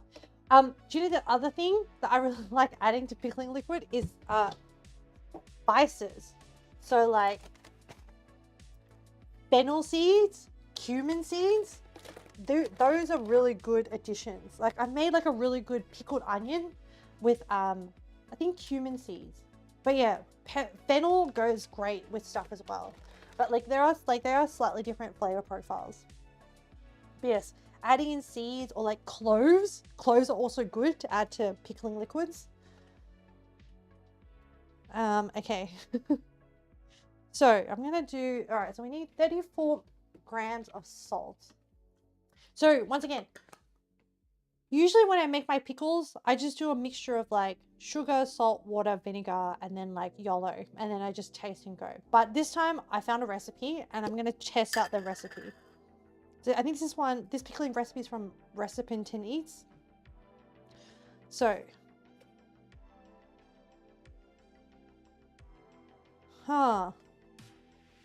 is even half still too much? I might even halve this again. So essentially quarter the original recipe, because it asks for 188 grams of water, and my jar is very, very full. Like I don't think like 200 mils of water is going to fit in here. So I think rather than, I'm just going to halve it again. So this will be 94 of water, 42.5, 25, and 17. Yep. I'm going to be really ultra careful. Okay, so we're just going to do 17 grams of salt.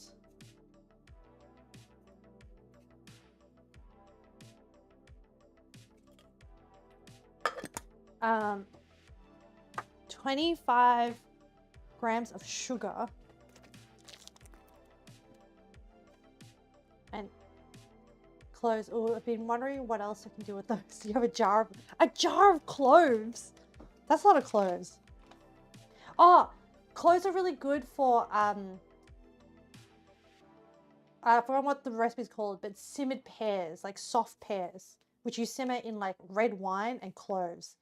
And I think you like, yeah, they're really good. So, okay, weirdly, so this is why I also think like I'm a little bit neurospicy. I don't like eating soft pears as a fruit, as in, if you gave me a choice between a crunchy pear and a soft pear, I don't like soft pears. I prefer crunchy pears. But if you took that soft pear and you peeled it and you chucked it in red wine and added cloves and then you simmered it, then I really like it. And then it's really good. Oh, and a bit of sugar, I think, as well. And it's really good with ice cream. Like, my goodness, soft pears, like actually cooked pears with some like, oh, and I think maybe add vanilla. I don't know, I'm sure you can look up a recipe for it. Don't just base it on my ramblings, of course. 42.5 grams of vinegar. So I'm using rice vinegar.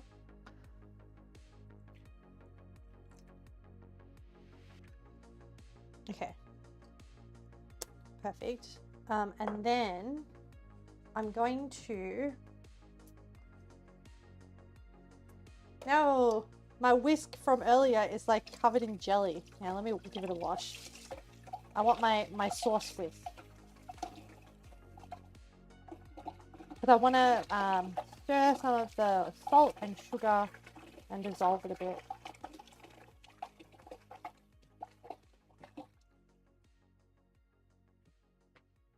Okay, I think I got all the jelly off my whisk. Yes, okay. And then, after I stir it a little bit. Oh, the other thing, other cheat method you can do. Actually, I'll add some water to this, and then I'll put it in the microwave, this bowl in the microwave, to like heat up the water, and it helps melt the salt and the sugar. What do they want? 94 mils of sugar. Oh, yes, here is the...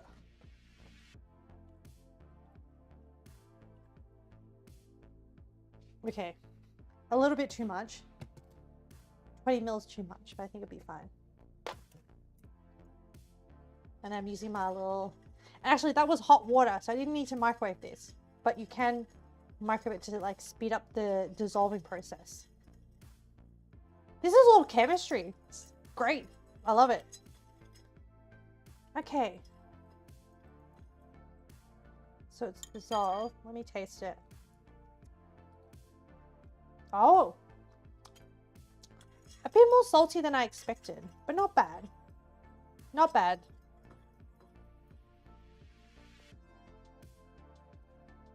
It smells pretty good. Rice vinegar gives it a really good smell. Okay. But it is more expensive than just like your basic white vinegar. I'm just going to pour all of this in. It only came out 3/4 of the way. You know what? This is where I'm going to YOLO it a little bit. A little bit of vinegar. A little bit of sugar. Like about an extra teaspoon. And then I'm not even going to bother adding more salt. And I'm just going to top up the rest with some water to submerge all the carrots. Okay, all the carrots are now submerged. And then, because I'm super lazy, I'm going to grab a chopstick and just poke it a bit. Give it a bit of a stir. And because we want to eat it today, I'm going to, okay, essentially I'm fast tracking the process at which the salt and the vinegar and the sugar permeates the little carrot bits. So I'm going to give it a microwave for about a minute. So when you do chemistry chat and you do labs, heat actually quickens a lot of like chemical reactions and processes, which is why you apply heat to some things to like make things work faster. Okay, we done the pickling. We done the fish sauce.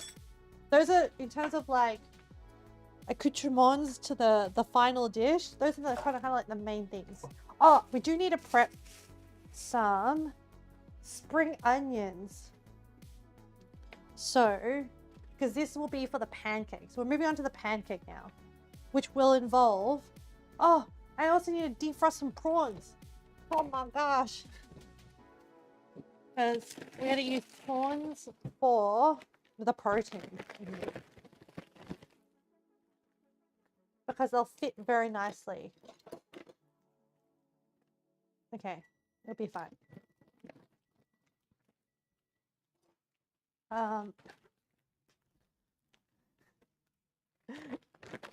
To save on dishes, I'm going to use the bowl that I used to store the carrots. Give it a rinse and pop the frozen prawns. I'm going to defrost my prawns. Pan. Oh yeah, there they are. So to do that, frozen corn versus canned corn. Frozen. Because like, I think frozen corn is actually cheaper and stores for a longer, well, they both store for a long period of time. No, but actually, canned corn I think is actually quite good for, or creamed corn is good for corn soup.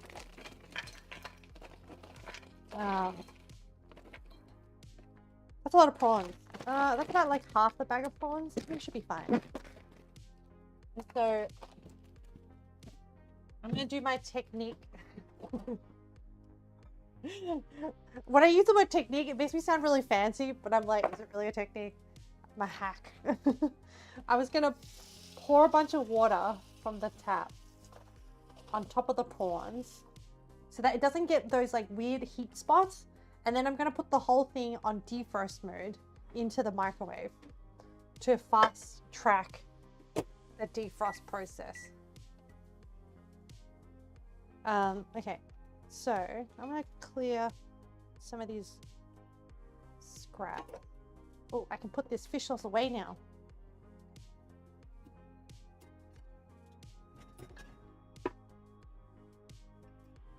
Alright. going to use... Okay, so my carrots are just like chilling away there. They've softened up quite a bit, which is nice. Even just like a minute in the microwave. And so we'll just let them like hang out there, buddies. Those prawns look so good. I love everything. You're too fancy, use fresh everything. Wow, you are really fancy, Penguin. I mean, good for you. Like, as in, it's good that you can be organized and be really fancy. All right, I'm going to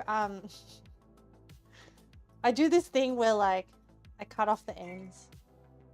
I'm sure other people do this, and I try and grow the spring onions. So this is why I like keep jars, chat.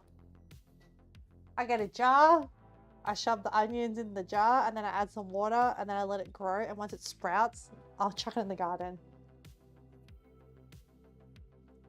Like that. I'll be like, gonna grow me some spring onions. Because I don't need to use the whites in this case. Alright, I'm gonna give these onions a wash. They're a little bit gross, a little bit muddy.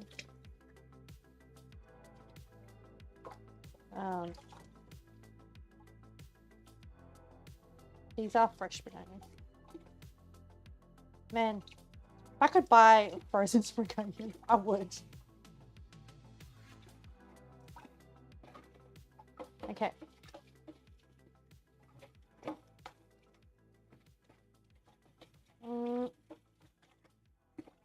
Alright.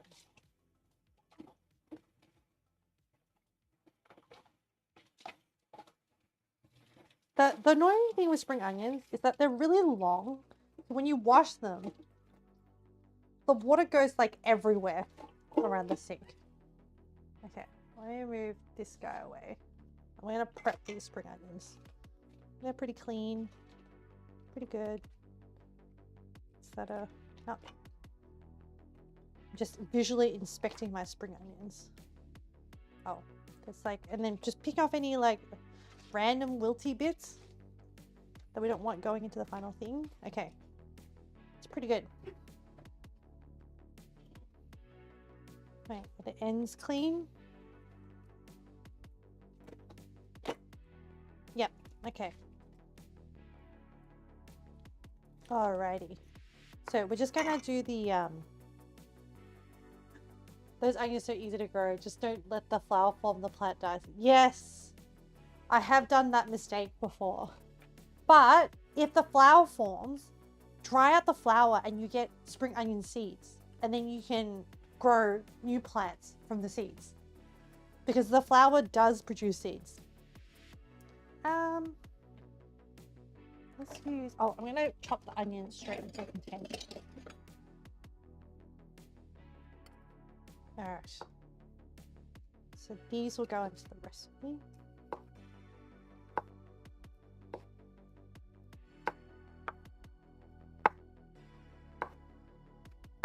So actually, when I had the big version of this in Vietnam, when I traveled to Vietnam, they actually ate it a very different way. They actually took a piece of the pancake with all the like protein and stuff, and then wrapped it in rice paper, and then dipped it in fish sauce. But actually, rice paper in Vietnam is very different. The rice paper that we have here in Australia is like a thicker kind, because I think we store it, whereas like it's much thinner in Vietnam. So thin that like you don't even have to dip it in water to soften it up. That just wrapping it in like other ingredients is enough moisture to soften it.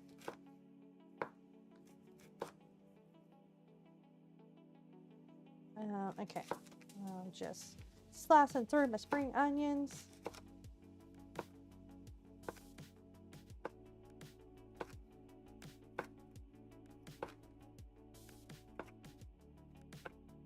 This is very therapeutic.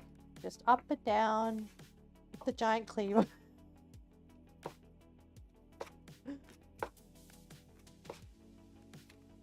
The hardest bit is actually trying to keep the pressure contained on my left hand to try and keep them all together in a bundle as I slice them, while keeping it out of the way of the knife. Eh.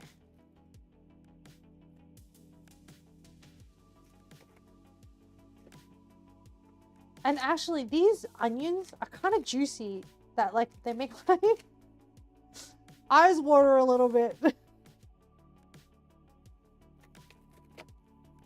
Actually, I wonder what chemical it is that irritates your eyes from onions and like spring onions. They almost come from the same family. Okay, hang on. I'm gonna move the chopping board cannot contain all these onions. So I'm gonna move some into the container, get them off the chopping board. Oh my god, my eyes! They're like stinging. Invisible ninjas. Just throwing shurikens at my eyes. Oh my gosh. It's a little bit of a struggle.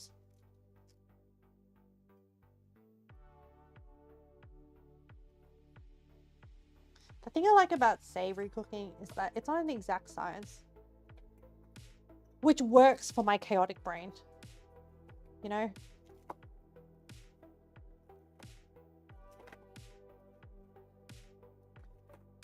Yeah. I think also like cooking with fresh food is good, but not always very convenient.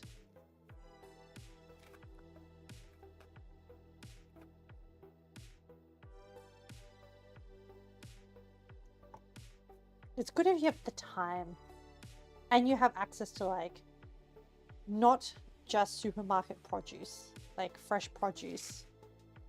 Sometimes like supermarket produce can be very expensive. That's a lot of spring onions. It is. I don't know if we're going to use them all, but we might need them. So I should just cut them. There have been streams where I've bought. The problem with spring onions, they always offer a deal, okay? They always say, this is one bundle. And they're like, oh, buy two for like $3. And I'm like, oh yeah. And then after stream, I have so many spring onions. So then sometimes I'll just chop them like this and just throw them into like an omelet. But it'll be like, I don't know, like 70% spring onion and 30% egg, just barely keeping it together.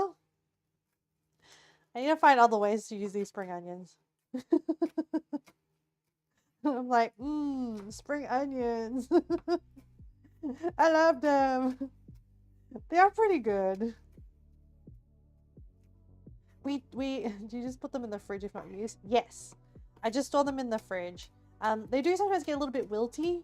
So like fresh spring onions are really good for like, you can add them to salad. I actually don't like eating them raw that much.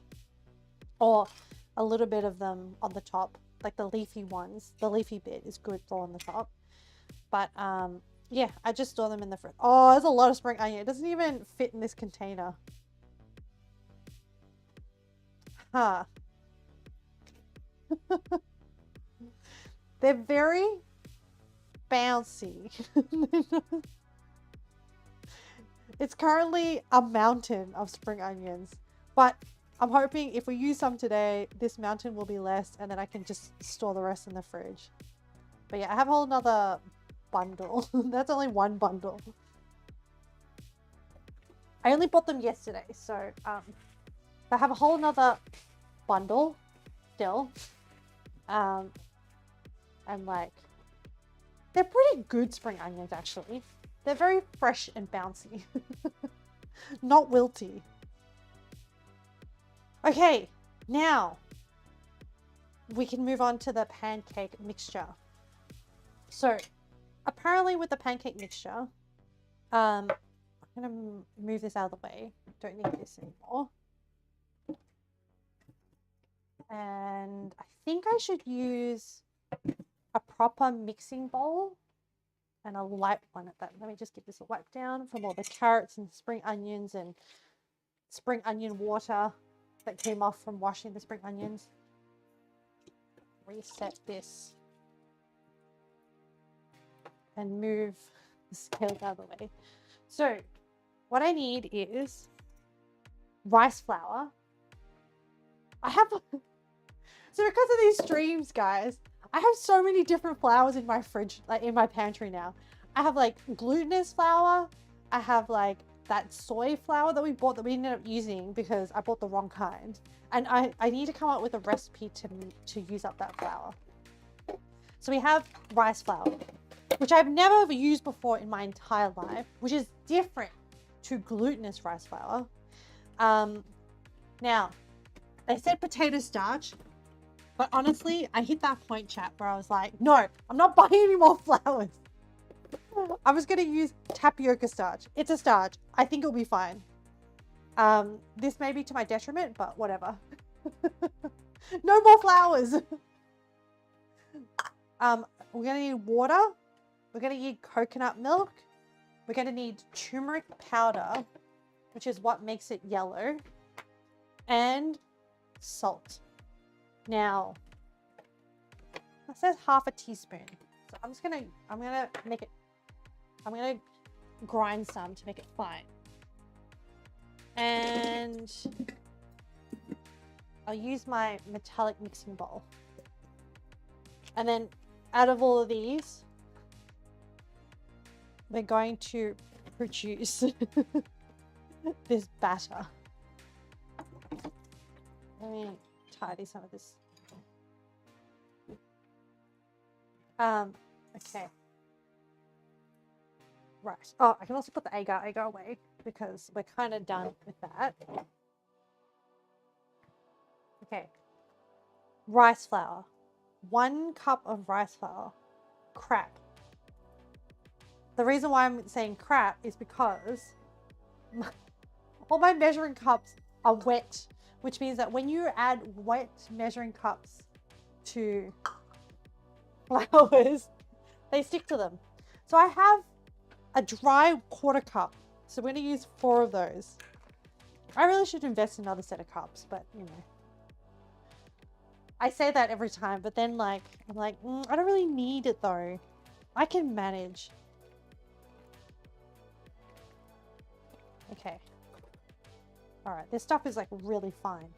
So we're going to do, oh no, that whole opening is not big enough for the spoon. Now will it fit? Yes, okay. So we're going to do 4 of these. I need to focus on this. 1. And thank goodness we're not baking, so we don't have to be exact. 2. Oh my God.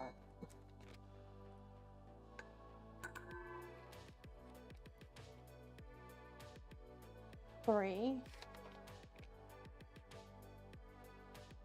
4. Okay. And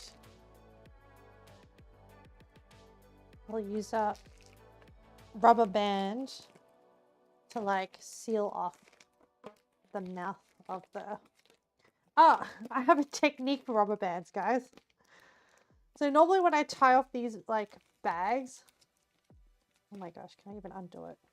I use this technique where like I pinch it so the opening's closed, and then I do the loop thing where you like loop one end through the other so that it forms like a tension like that, and then I fold over the thing and then I just loop around and then it forms like really tight seal. That's what I do with the flour. So 1 cup of rice flour, a tablespoon of starch,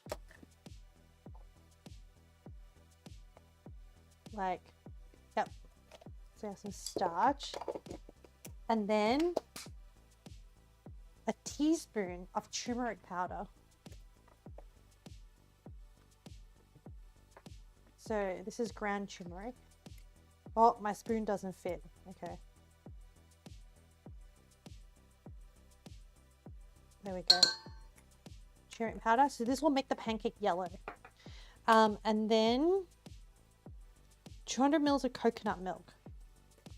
So I'm going to use the measure, and I'm going to assume that 1 gram is equivalent to 1 mil, which you generally pretty can for most liquids. Oh, I'm going to set aside that rice flour scoop. Okay, let me zero this and do 200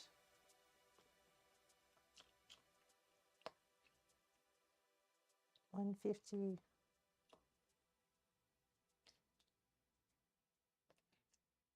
200. Perfect. Okay, and then 1 cup of water. So we've got the rice flour, we've got the starch, we've got the coconut milk, the turmeric powder, a salt. It says half a teaspoon, so like that amount. And then a cup of water. So once again, I'm going to get up my whisk. My sauce whisk. My favorite whisk. My saucy boy. My saucy whisk. Use fresh turmeric in soup once. The chopping board was staying yellow for weeks. Yes.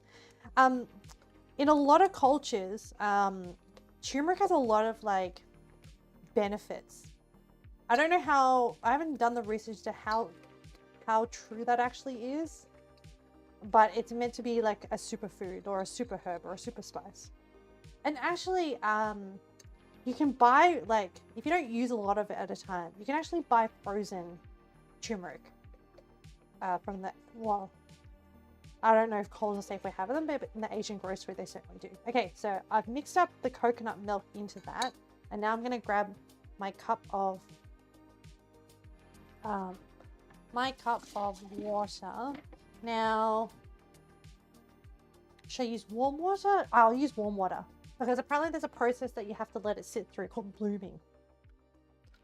So I'm going to use a cup of water.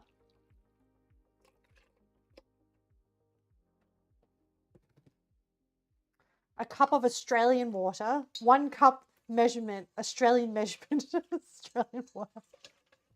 I used an Australian cup measure for Australian water. Okay. And then they said bloom for 20 minutes. So while we let that bloom, I'm going to prep the... And apparently I've seen people like put like spring onion into this as well, but we're going to try the method where we put the spring onion in the pan. So this is the $8 pan that I bought. It's not exactly like the OG pan. It's absolutely not. This is very shallow. It's much wider. So they're usually the Vietnamese ones are like, they're only like kind of like this size. So they're much smaller and there's like, yeah. But anyway, this is what I found. This is what I'm excited about. And I'm going to see if like we make do sometimes in non-native countries. we do what we can. And like, I think if I was going to go back to Vietnam to visit, I think that's one of those things I would buy. So while that blooms, I'm going to, the prawns have finished defrosting. See, look, I defrosted them and they're all soft and ready to be cooked. And like, there's no pink bits because the water distributes the heat. You don't get any heat spots. It's brilliant. And it works really well for prawns because like, prawns are already wet. You know what I mean? They're already wet. I reckon you probably do the same. It's just using the concept of using water to distribute heat. So you don't get heat spots. Okay. So I drained out the prawns. And you're meant to flavor them with salt and pepper. So I'm going to do that. There's a lot of liquid. So maybe I'll like mop up some of the liquid with like a tea towel. And just be like, hey, prawns. Get a little bit dry. Just don't want them too wet. Because I don't want them to dilute the pancake. Okay, that will do. Yeah, wash my hands again. I'm very excited about this recipe. I've not made this before, and if we can do this, that means that I can have it, like I can make it in future to eat. I don't have to wait to go to a restaurant, and I don't have to wait for like a specific time of the year. Okay, salt, pepper, and then I think. Wait, hey Google, set a timer for 15 minutes. 15 minutes. Hey Google, set a time for 15 minutes. Hold on. 15 minutes. Starting now. I think the blooming is like the flowers absorbing the liquid. I don't know, I assume. I understand like a gelatin blooming because that actually like absorbs water and bloom. Oh no, I think it is absorption. So then, because I'm a little bit cheeky, I'm gonna add a little bit of MSG, the foods of my people, into this prawn thing.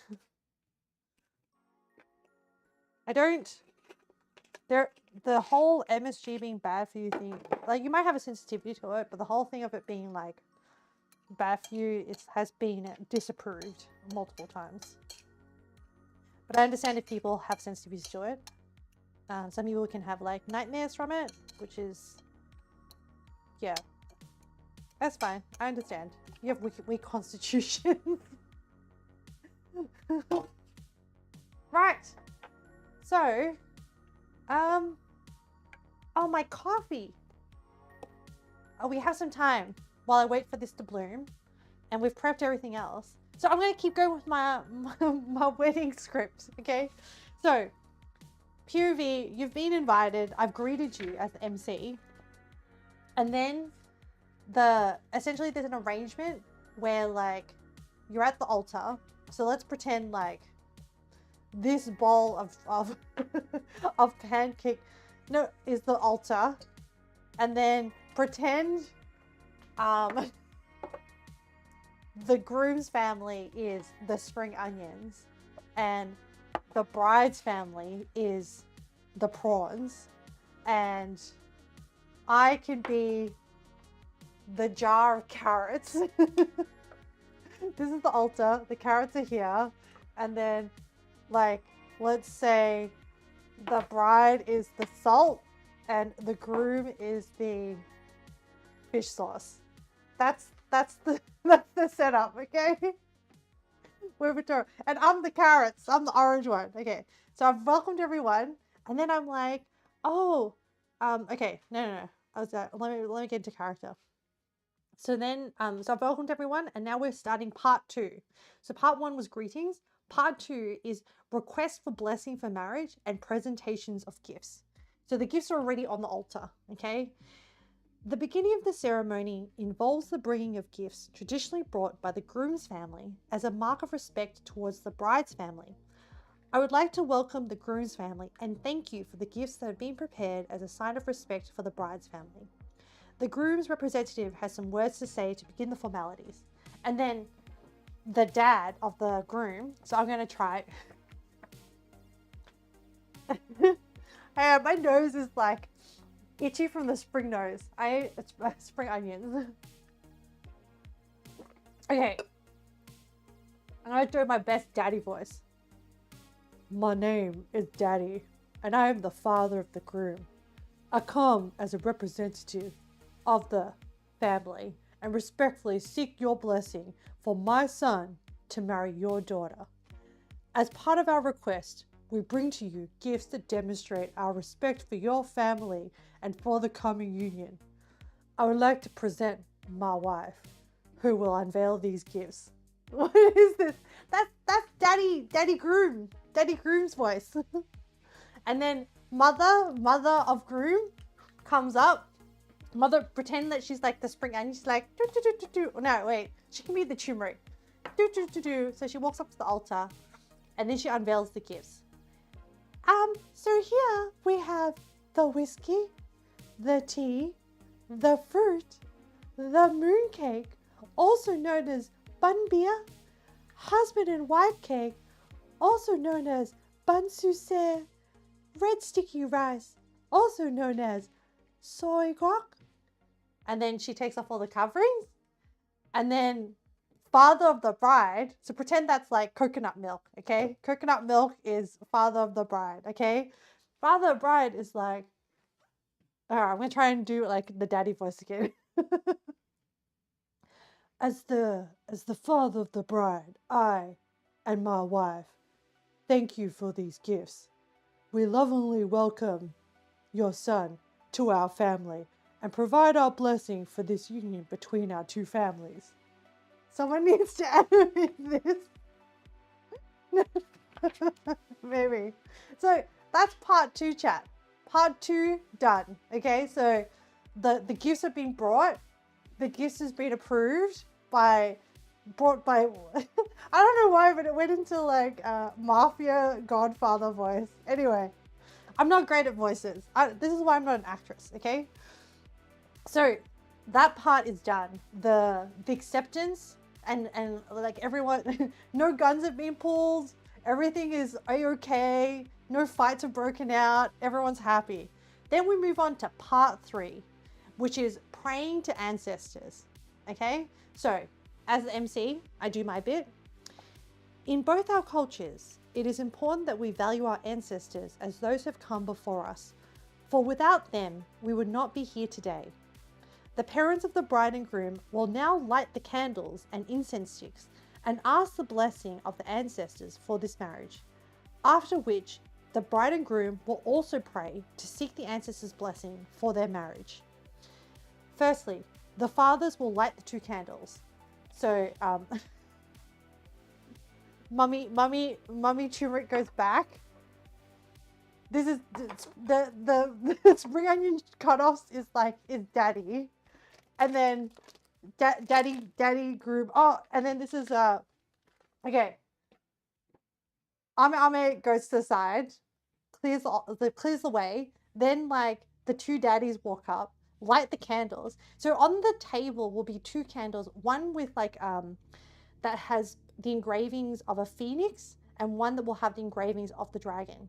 And like with Chinese, so like, you know, once again, we like Vietnamese are like heavily influenced by Chinese.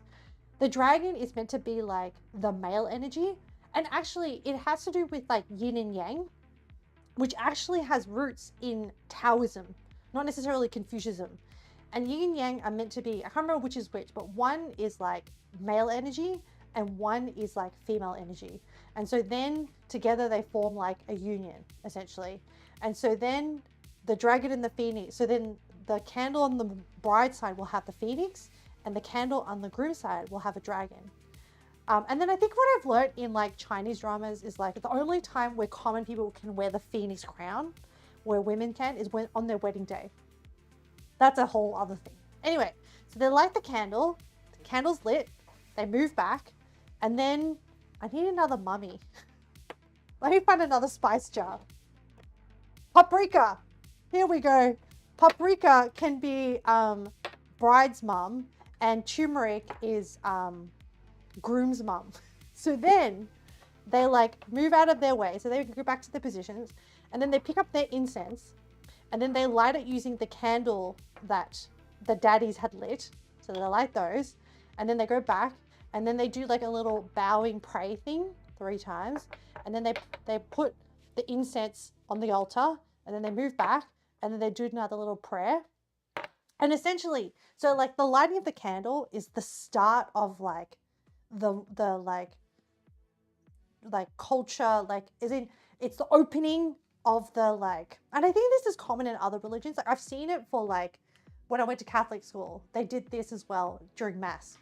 But it's like the start of it, of the start of the procedures, the formal procedures of the coming together, you know?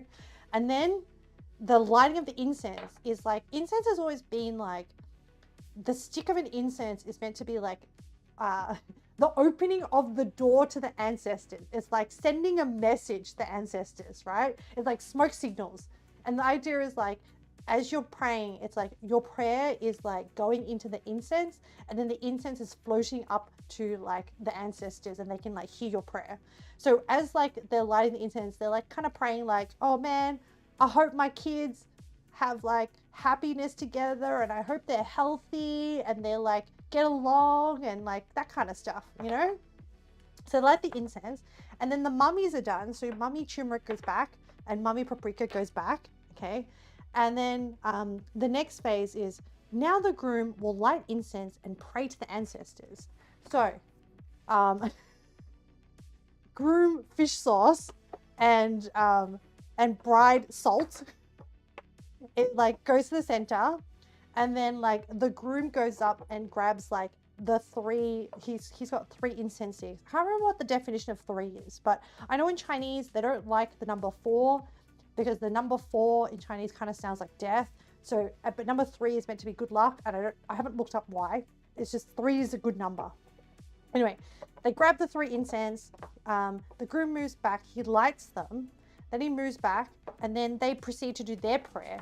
So they go like 1, 2, 3, and then the groom goes back up, puts his incense stick there, moves back, and then they do another like 3 bows of like fish sauce and salt bow, and then they finish their procedure, and then they both stand.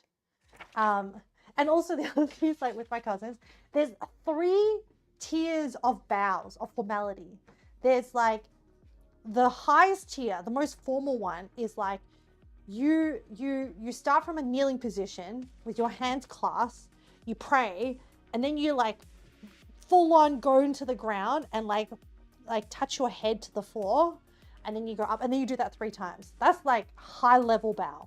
Medium level bow is you kneel, and then you just kind of like do like a, I would say 30-degree hip bend with your hands in front of your chest, and then you go back up vertical, and then you put your head like to the forehead. That's like medium level, and then you repeat that thing 3 times. And then like soft tier, this is like, oh, you don't really want to commit, but you want to like just respect the culture, is a standing bow, where you just do like a 30-degree sort of like, while standing, a 30-degree like bend at the hips. So I gave those 3 options. So the groom, fish sauce groom, is Vietnamese, and like his mum was like, turmeric mum was like, you better do the full bow. And he's like, oh, okay, I'll do the full bow. But the bride is Sri Lankan. So then she's like, I'm just going to do the medium bow. Like, I respect, but like, it's not my culture. And it's like, okay, we're all, everyone's happy. It actually was like a bit of negotiation last night. I was like, oh, is this going to be a family fight? I was like, oh, I hope this doesn't become a family fight. Anyway, it was all good. Okay. So that was the praying to the ancestors. That was part 3. Okay, that's done. Now we go to part 4, which is the tea ceremony. So the tea ceremony is essentially now involving the family. So and there's also like hierarchical things involved in here. It's like the groom's family goes before the bride's family, because they're kind of like the essentially the bride is going to get in past days, the bride would live with the groom's family, okay, and the groom and the groom's family. They didn't have their own household. It was very like shared family units, okay? And so that's why the groom's family would have like more precedence over the bride's family, which is obviously bullshit, because like, you know, nowadays we don't buy into that patriarchal society stuff, but I'm just explaining what happened back then. And then even within the groom's family, there's a large part of Confucius culture that puts elders, so like grandparents, they believe that like you should respect your elders, which is true, provided that the elders do what they should be doing, which is guiding you and supporting you. Then that is reasons, those are grounds for respect. But if they're not, I call bullshit, okay? Anyway, so then as the MC, I say, once again, in both our cultures, we value the respect of elders as they have much wisdom to teach us. The next part of our ceremony is the pouring presenting of the tea to the family members, which signifies respect and gratitude. The tea itself is a symbol of purity, stability, and fertility. The couple will start with the eldest family members first, then parents, then aunts and uncles. This moment is also the chance that older relatives can give advice to the new couple for their new marriage. I will call out each family group to come up next. Please take a seat in the chairs. I will give you a Lisi envelope. Please give this to the bride and groom after you give them the tea to drink. This envelope is symbolic of your well wishes for them. Please feel free to tell them any blessings and words of support. So there's a bit of like scene change during the ceremony, and like some chairs come out and some cushions come out. Hang on, timers are going off. And then we'll proceed with the cooking. Okay. Oh wait, I'll finish the ceremony and then we'll proceed with the cooking. So then the bride and groom get down, they kneel, but only for these, they only decide to kneel for these like first set of like people. So the first set of people is going to be like Daddy Spring Onion and Mummy Turmeric are going to sit on the chairs, and then Fish Sauce and Salt bride and groom are going to like kneel, and then someone's going to give them teacups that have already poured. Pretend this is like a giant teacup, and then they're going to give that to the parents, and the parents are going to drink it and then take away the teacup, and then it's kind of like offering them the tea as a sign of respect. Okay. And then the parents will give them an envelope filled with money. It's like a red packet filled with money to like start them out on their new life together. And then while they're doing that, they'll like say some nice words. And then they'll like, and then after they're done, then bride and groom will stand up and then they'll hug. And then mummy turmeric and daddy spring onions will leave. And then like they'll do the same thing with like daddy coconut milk and mummy paprika. We'll do the same thing on the bride's side. So yeah, they repeat that, and then you pretty much like shuttle past like all the other families, like aunts and stuff like that, not cousins, because like yeah. So that ceremony is done. Now everyone's back in their places, and then they face the audience. This now concludes the tea ceremony. This is part 5. We're wrapping up now. We're wrapping up. This now concludes the tea ceremony. We would like to take this chance to thank both sides of the families that have come together today to celebrate the union of the bride and groom. We now welcome everyone to join us in celebrating the beginning of two families becoming connected. Please grab a drink here and join us outside where canapes have been prepared to relax and celebrate this wonderful couple. The end. They're now hitched.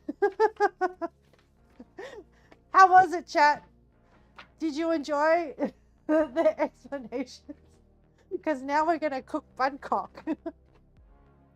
Oh my gosh. It was good practice. I probably need to practice more. But I'm doing the real thing tomorrow at 10 a.m. And I have to get up early to do like hair and makeup. And oh, I'm really excited. I'm gonna get to wear my like traditional ao dai thing, and like,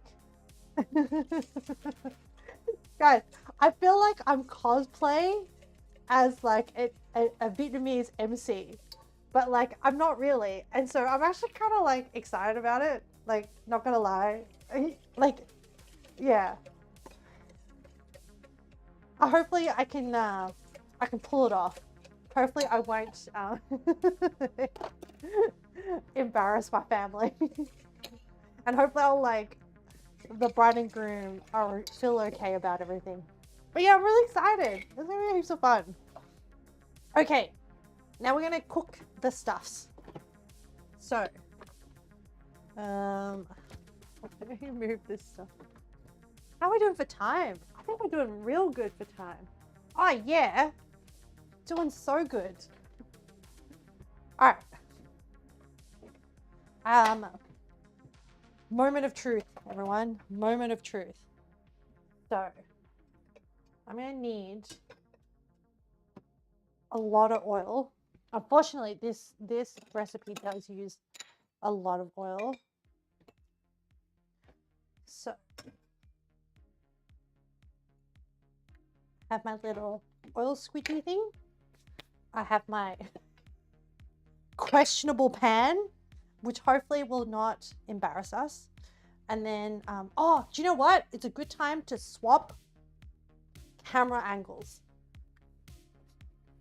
Yes, Ame, you're a genius. Oh, thank you, Chad. Oh, thank you. Oh, yeah. All right. Let me do like a switcheroo. Let me try and like make the positioning better for you, chat. Am I descending into madness by talking to myself? I don't know. It's okay. I gotta keep people entertained while they're playing Monster Hunter Wilds. Gotta keep them focused on the grind. Okay.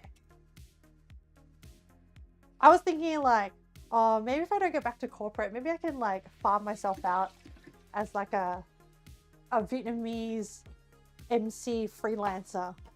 I don't know. I'll have to think about it. I was like, I think I can do an okay job, but like, will people pay me for it? I do it for family because like, you know, it's family, but like, can I convince people to pay me? All right, turn on the heat. So I think the process, I'm so unsure. I think I cook the prawns first. Okay, I think I put a little bit of oil. That was a lot of things that needed to happen. Yeah. I'll do my best, but we'll see. Thankfully, like, because it's not just like straight Vietnamese, I don't have to do the whole thing in Vietnamese because I would be terrible at it. I'm gonna cook a prawn in each one and some spring onions.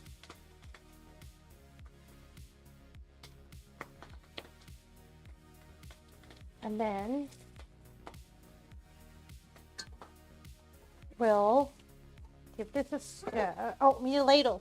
Quick, ladle. Okay. And then I flip it. I think this is kind of working here. I need to turn the fan on. There's a lot of smoke coming off. Okay. And then I think I need to dump a whole heap of oil to make it really crispy. Whoa, why is there flame?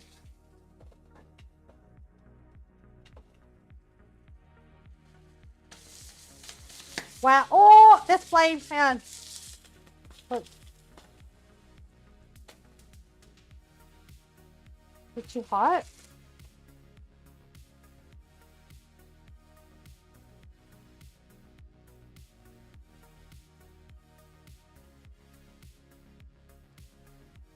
Okay.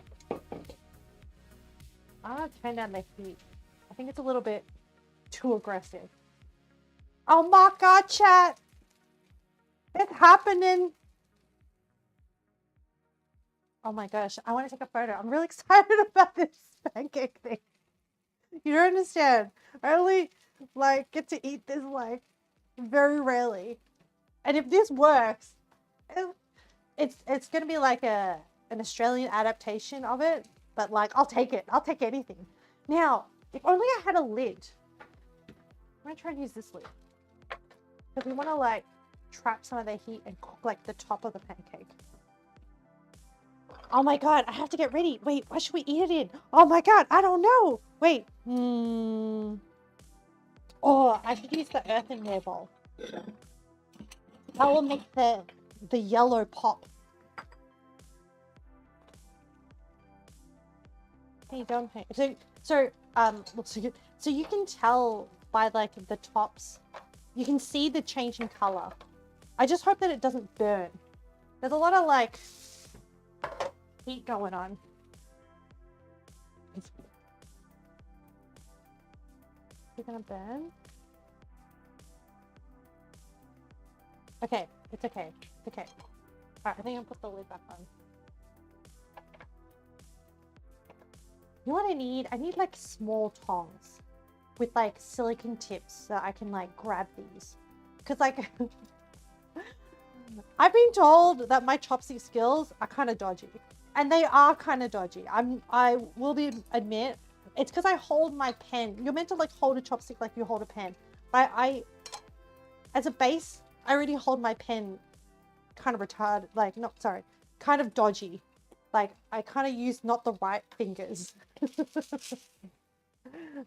So I never really excelled in handwriting skills. Ooh, oh, okay. There's a little bit of hang on. There's a little bit of like heat spot.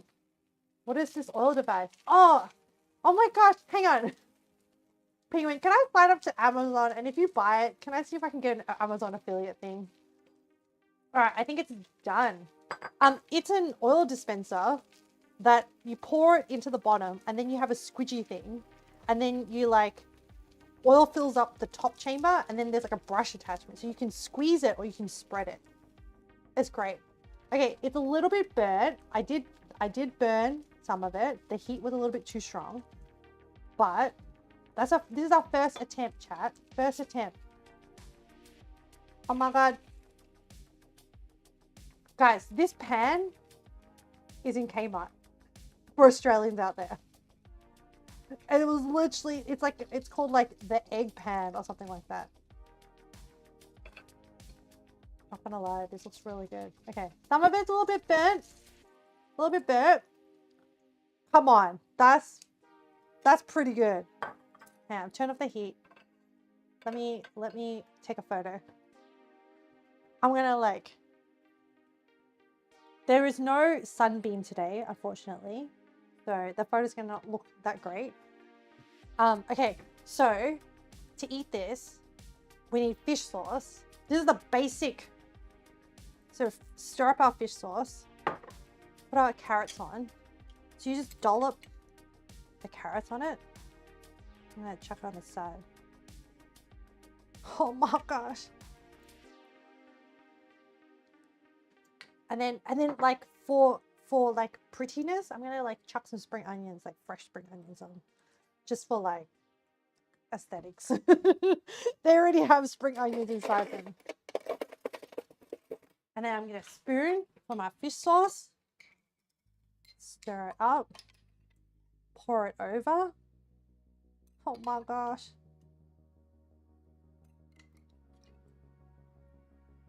Oh my gosh.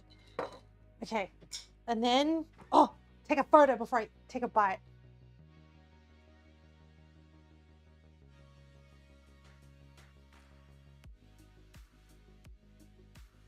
Oh wow, I dropped some, on the camera I could see I dropped some spring rolls there, spring onions there.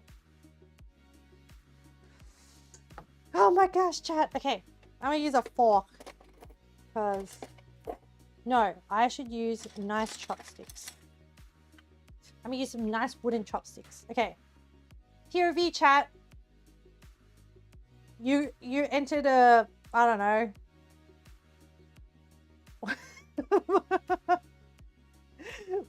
Modern fusion, Australian fusion Vietnamese. It's actually Vietnamese, but like, you know, the sizing is kind of weird. Anyway. Oh my gosh. Okay, I'm gonna eat it. I'm so excited. Oh! Chat, yeah. The pancake is crunchy on the bottom and kind of gooey on the top, which I love that texture. And probably put more prawns in here. So with the fish sauce, so good. They complement each other so well. The pancake is like coconutty, kind of crispy, kind of gooey. With the pickled carrots, I think the pickled carrots are kind of strong. They could probably be diluted a little bit, but they're very strong with like the salt taste.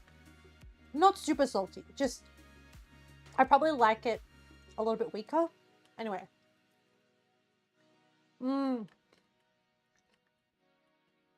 Chat. You should make this. It's not even that hard. It was actually really easy. Okay.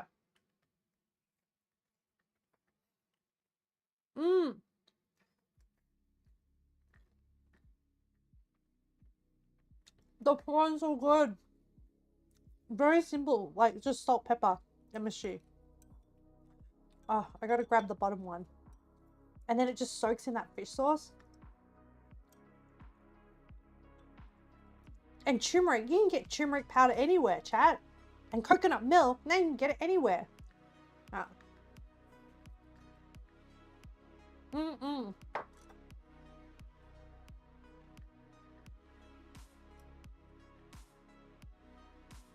It's so good. It's so crunchy. You can't taste the individual spring onions, but they're still pretty good.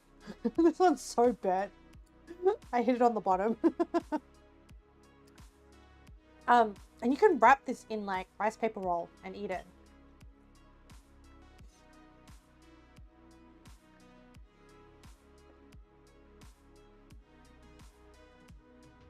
Chat, my life is complete. I'm so happy. This opens up the door of possibility.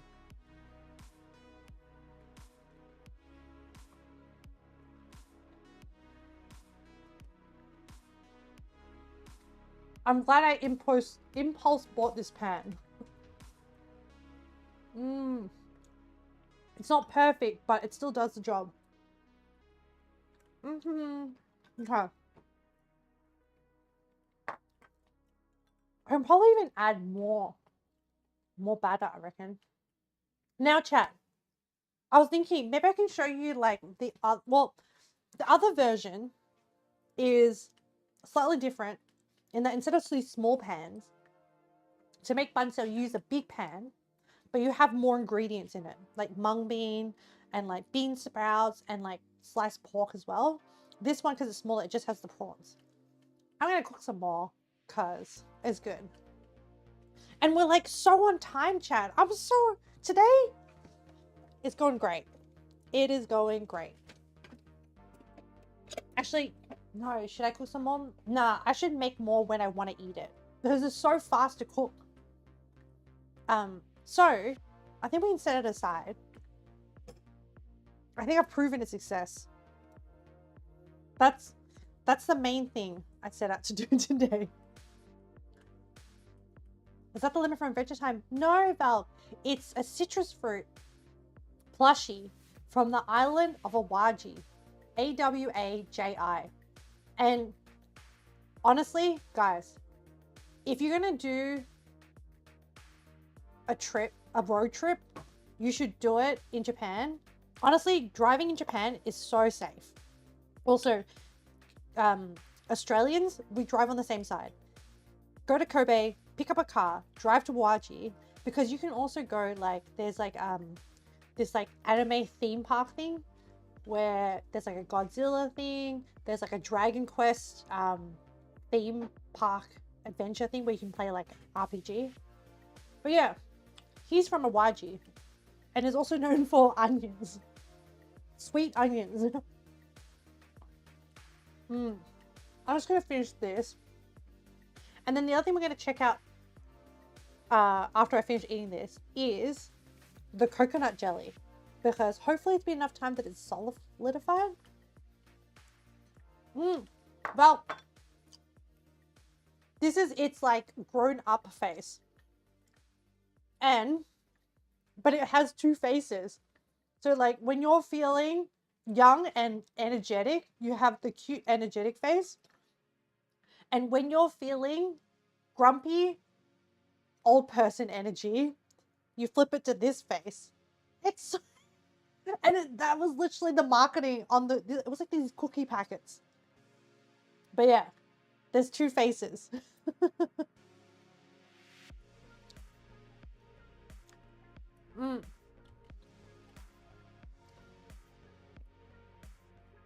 My life is complete.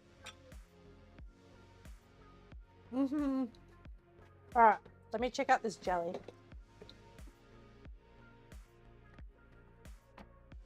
I think this jelly is solidified. This is the container. It's a little bit scuffed. The jelly. I'm gonna move things out of the way. I'm gonna cut up and have a look. Let me get like a smooth knife. I'm kind of excited. What shape should I cut this in? Just rectangles, I reckon. I think it's okay. I don't know.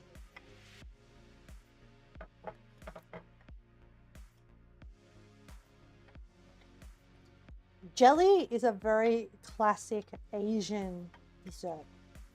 Is all I can say about jelly. I don't know why Asians really like jelly. I need a different colored plate. Oh, a red one. Yeah, let me try. I'm gonna try and take out this piece. Oh, not bad. It looks kind of okay. Agar gives it like a bit of a crunchy texture. Not so much like a soft gelatin-like texture. There's a little bit of wobble, but not a lot of wobble. I think it also changes depending on like how much agar you use. This is a terrible photo of the jelly. Actually, maybe if I like stack it, maybe it'll look better. Like, does that look more attractive? I don't know. Maybe if I do like a low angle.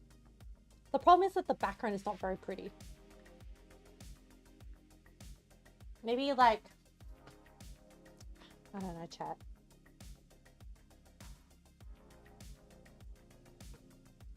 Jelly is just not a very like, you know, attractive thing to take a photo of.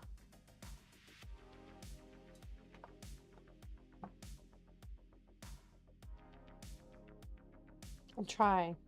You'll get like angry citrus face in the background. If you cube it and stack it up in a bowl, it'll probably be nicer. Yeah, maybe. Let's just taste one first, and then I'll see. All right. Taste test time.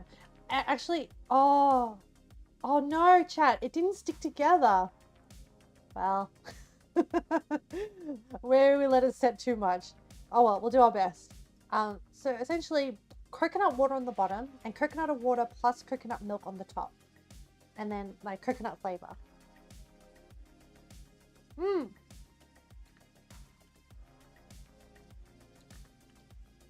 That's kind of good. I quite like it.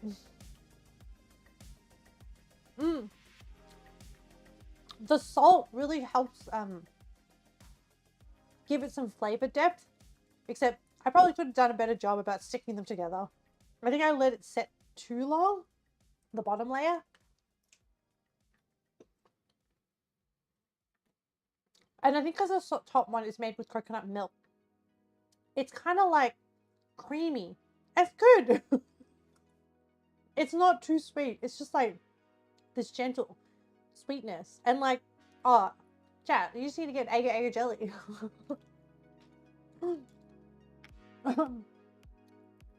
This is good. I should try and make it prettier, shouldn't I?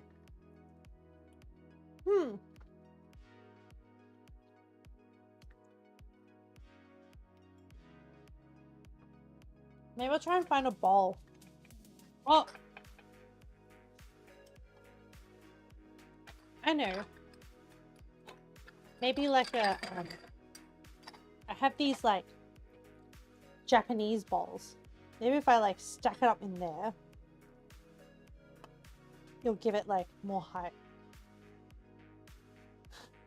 Just yoinking out jelly from the center. Oh no, it fell apart.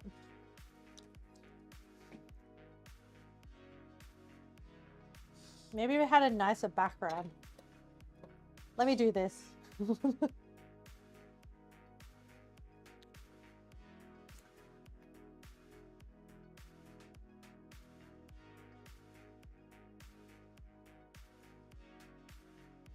Man, everything is in the way of this shot. I'm gonna put Mr. Angry. Oh, I should do the background as like the coconut milk and the coconut water containers. And then maybe that will like, you know, give it like some suggestion of like, oh, this is coconut. Otherwise, it just looks like white jelly.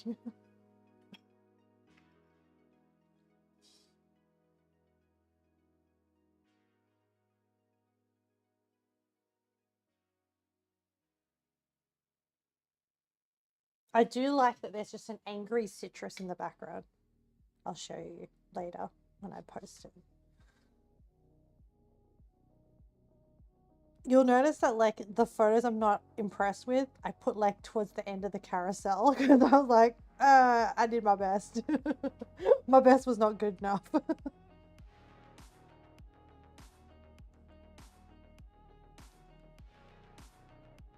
I don't know, I feel like the...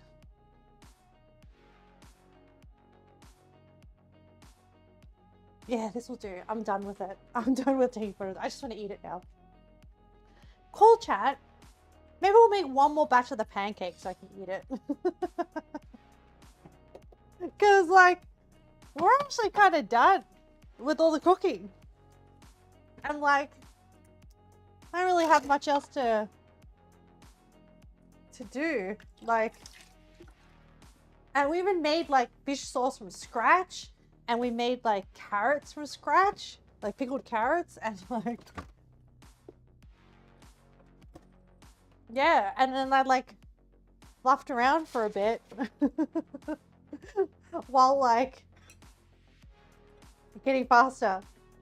I think this recipe, I don't think I can reliably say that I am getting faster. I think this recipe is just very straightforward. A little bit of prep work, but not heaps. Anyway, I'm gonna cook some more because I want to eat some more.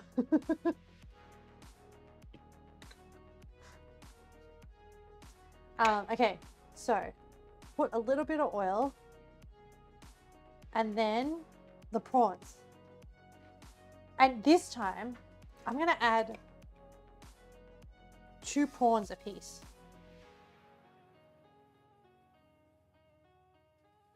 Because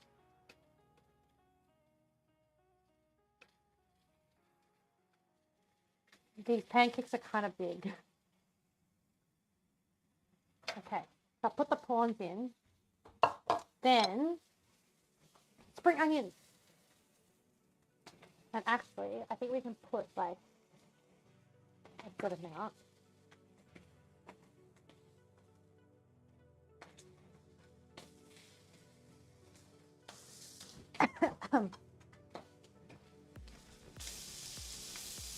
Yes, and then what I'll do is I'll do 1 flip of the prawn, which was pretty good. Oh, reduce the heat. Push the onions back in the well.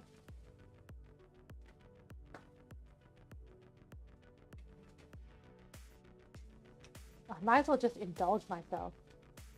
I'm here having a good time. I'm hoping you're having a good time. Okay, and then the pancake mix.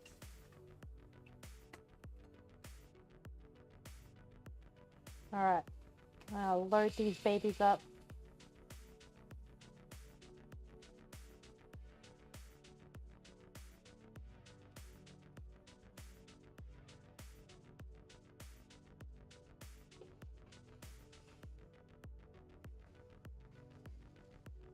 And then I'm gonna do the lid thing again. Are you enjoying this, chat? Do you enjoy the introduction to new cuisines? Let me know if people actually make this, because like I genuinely think it's actually not that hard. And I don't think you actually need that pan. You could probably make a very thin crepe-like thing with like a similar concept, like just whatever shape you want. But once again, this pan does exist. Basically pancakes, ain't it? Yeah. Basically pancakes. But this batter with the rice flour is like adds that little like crispiness to the bottom. Oh, I didn't add more oil. Damn it. Yeah. No, it's not gonna be as crunchy. No.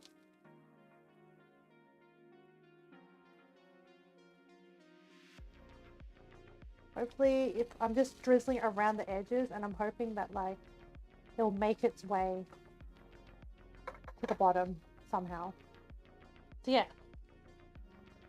Yeah, I wanted to share a bit of my heritage, my culture. It wasn't like I just wanted to eat Vietnamese food, but then I was like, didn't realize, oh, I have the wedding, which is also like Vietnamese, and somehow this stream just ended up being Vietnamese. But this is definitely not a wedding food. This is just like a street food kind of dish. And like, yeah, you just get it on the street. I've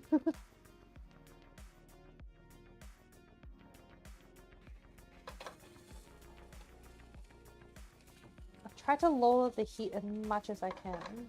This is probably going to be better controlled on an actual stovetop, where you can use like the burners have less heat, whereas this like gas can situation is like not the best.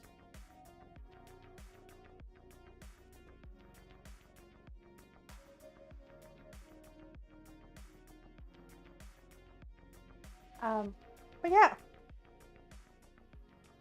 and then I can make this, and then I can go back to the computer and sit down and have a chit chat to you. Oh, that's right.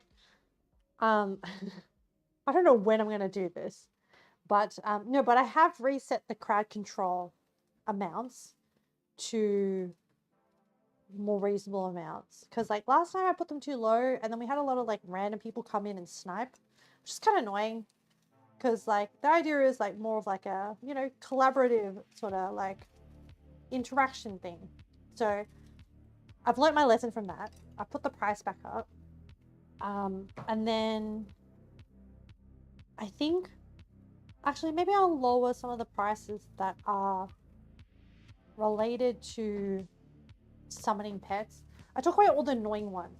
There was this one guy last time that random, I can't remember who he was, but just came in and like just spammed like holes in Minecraft. Just kept making holes, and it was kind of annoying. Yeah. So this weekend I need to gather any ideas and put them into the marble run for Monday. Give me a bit of a hectic weekend, because tomorrow is the tea ceremony. I have to get up early to do it. And then on Sunday is the actual like Western wedding, which I hopefully will have some time to like prepare for stream before Monday. If not, the stream might be a little bit delayed. Some bits, I think I put, because I put too much batter, some bits are not cooking properly. Don't know how to, maybe I put way too much pancake. Maybe if I flip it, let me just try flipping it. Maybe I'll encourage it to like cook the middle. This is unorthodox. I could just make like a random, like the equivalent of takoyaki, but like for this. So it's crunchy on both sides. Because I could have easily just added batter and then flipped it into the batter. But at least it's like, it's only a little bit burnt, not heaps burnt. You was thinking takoyaki too. Yeah.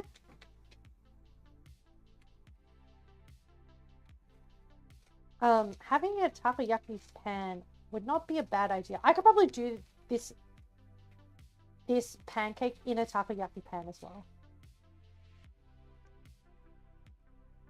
Okay, that one's good. Oh, now it's cooked in the center. Awesome. Okay, now I can take these off. Oh no. Yeah, I think I added way too much batter. So this second time around, I didn't burn the bottom, but I added too much batter. And it was like a little bit too keen. Too much. Yeah. Not quite right. But still tasty. it's about, you know, perfecting it, getting it right. Okay, that's done. I'm gonna add my toppings, and then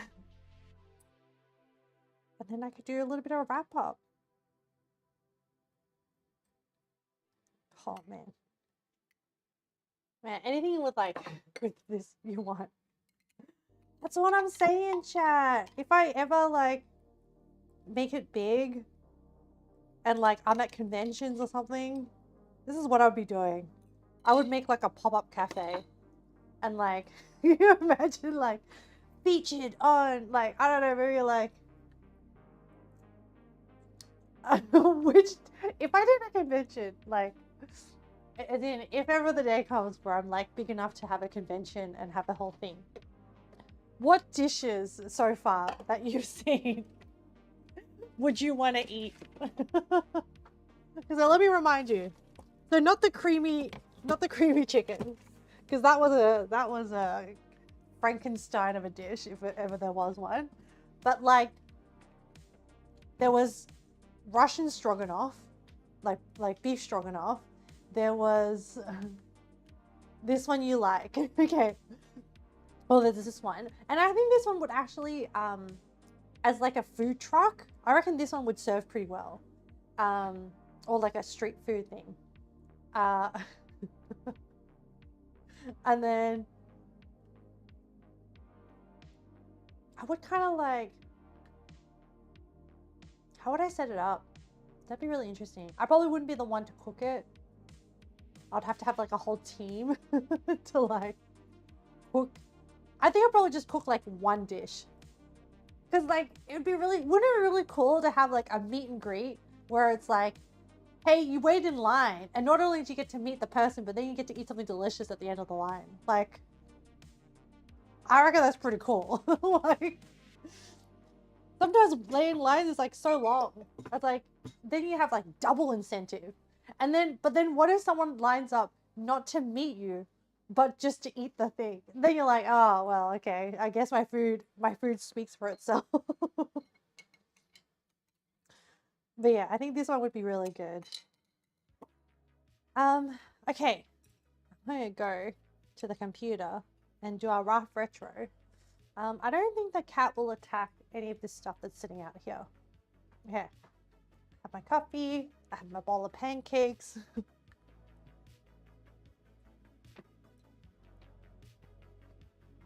And I'll grab my phone.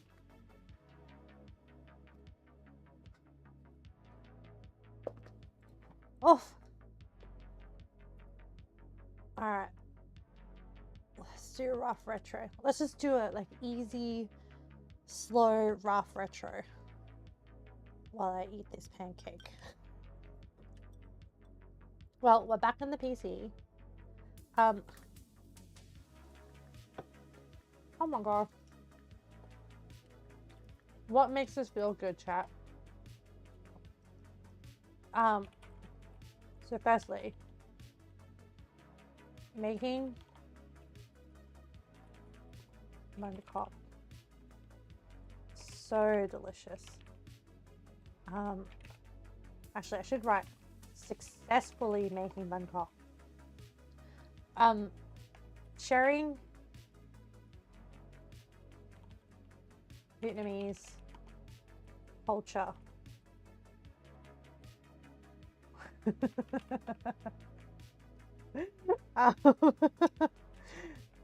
Giving chat Vietnamese wedding POV. I hope you enjoyed it. I had fun. It was pretty fun to do.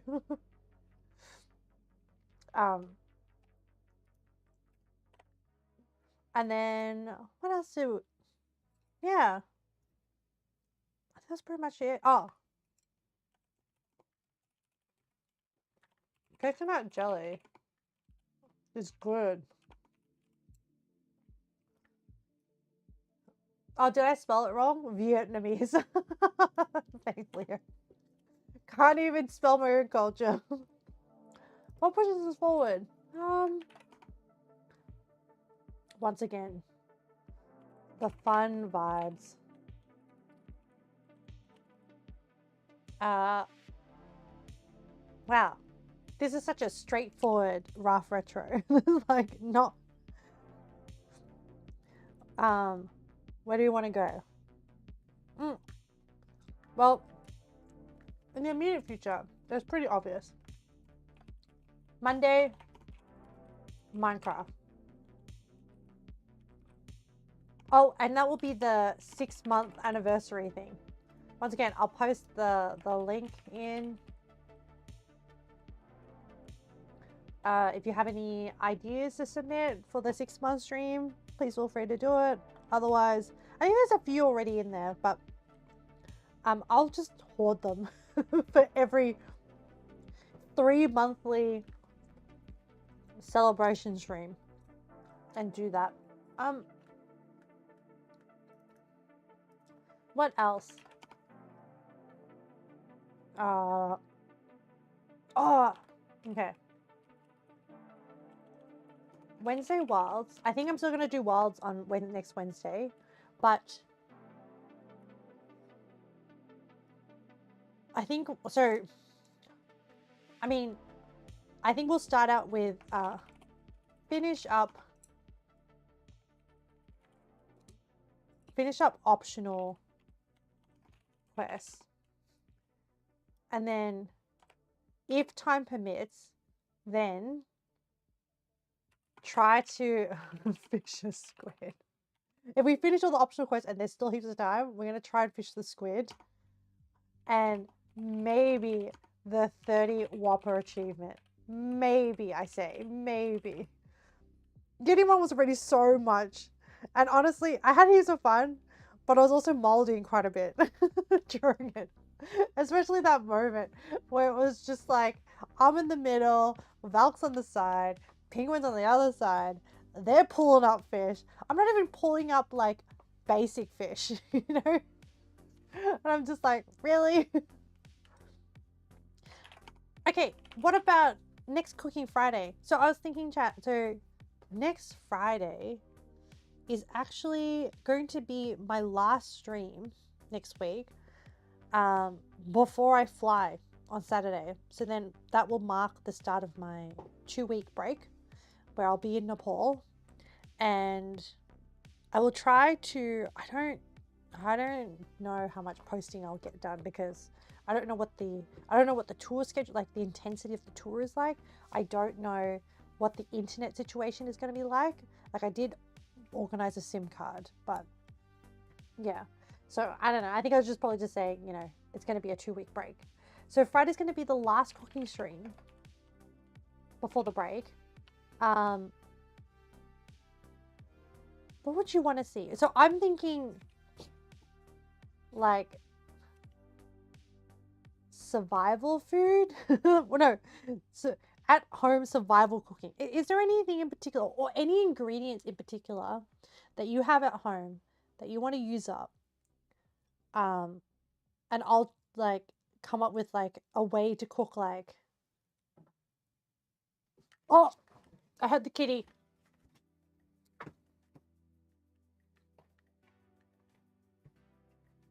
I think she was trying to drink the pancake mixture.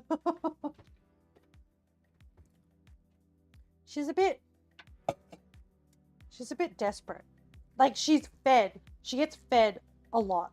Not like as in not overfed, but like she gets breakfast, lunch, and dinner. And she's still really greedy.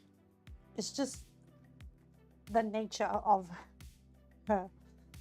But yeah. I don't know, I'll have to think about it. But maybe like normal cooking, like everyday cooking. I was thinking there's like this like, the problem is that all this everyday cooking is like really, really quick. And so it's kind of not enough to fill out a whole stream. So then I'd have to cook like multiple dishes.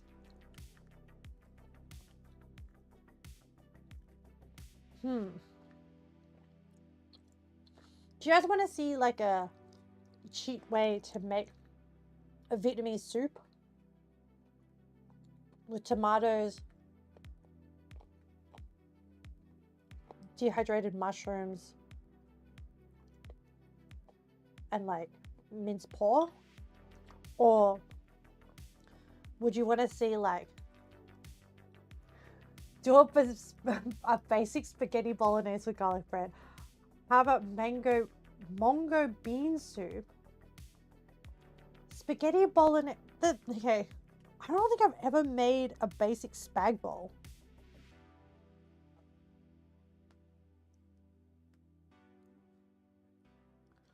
I'm looking up the. Oh, it's just a. We're taking a break from pasta. You've decided, Penguin. It's like, no, you've made too much pasta, Ame. So, I have a recipe that I make all the time, which is like a massive mix of like different ingredients that you then eat with seaweed. And it's a really good dinner dish. Like if your weeknight dinner, should we do like weeknight dinner recipes? Like it's like a Korean way of eating stuff.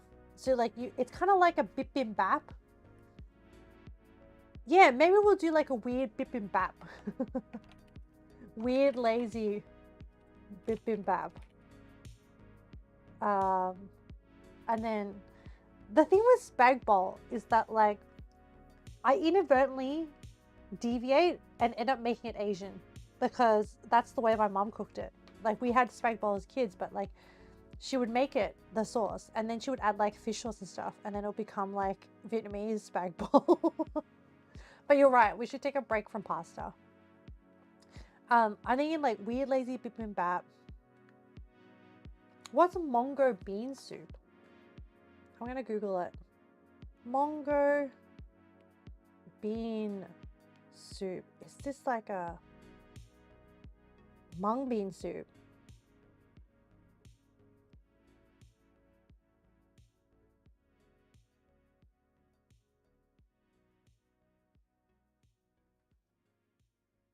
So there's a sweet recipe.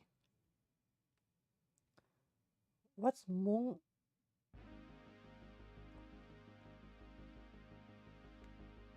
There's a dal. Mongo? Oh, Filipino mongo. Mongo beans or mung bean soup.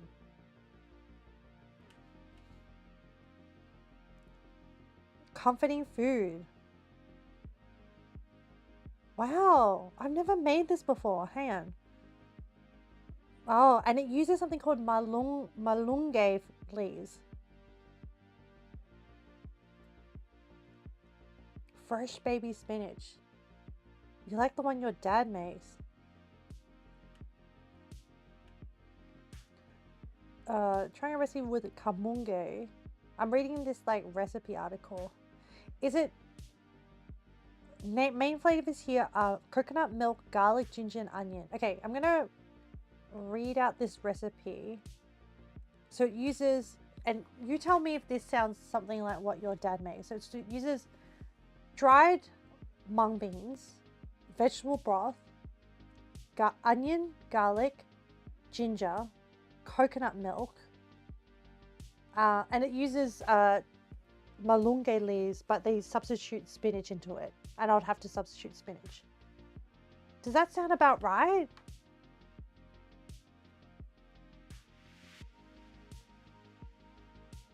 And then apparently you can also add curry paste to enhance the flavor of it.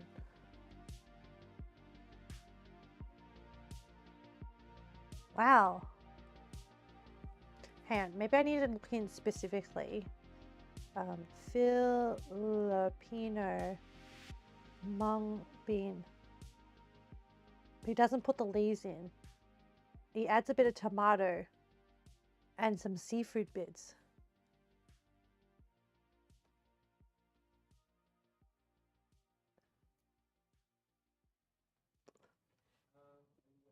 So maybe like seafood broth and then like chili. There's so many variations. This other one I see has pork rinds, like, oh wait, this one is called jinisang mango, and it has like bitter melon. It's a thick and creamy soup.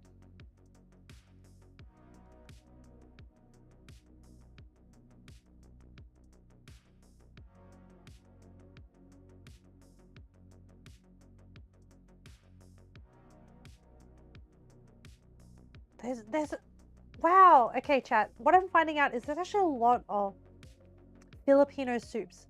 There's sinigang na salmon, salmon in sour soup, sinampalukang manok, manok, chicken and tamarind soup. There's like sopas, chicken noodle soup with milk. There's nilagang bakar, which is beef broth soup with vegetables. There's sotanghon, cellophane noodle soup with chicken broth and veggies.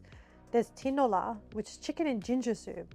There's arroz caldo, rice porridge with chicken. Actually, I do like, you don't know how to make it, Leo.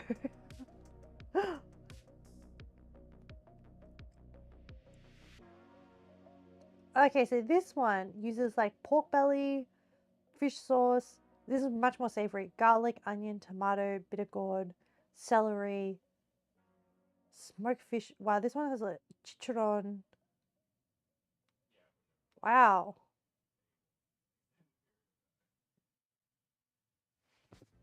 I may do. I'm good time for you to learn. Okay, well, I'm gonna put potentially. I'll see.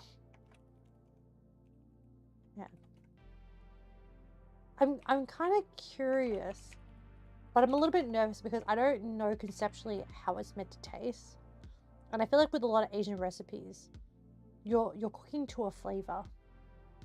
But I'll see how you go, whether you can get a recipe or not to define what it should taste like. And then I'll go from there. So I've put it down. But yeah. It's pretty good. I learned something new, chat. I think also it is a very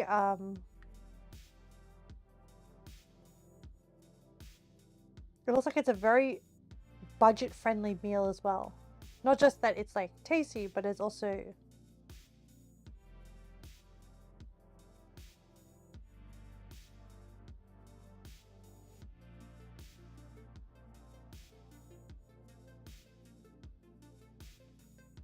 alright, I'm getting distracted. Sent my dad a message this weekend. Time for your life. Time to like learn the heritage secrets of your family.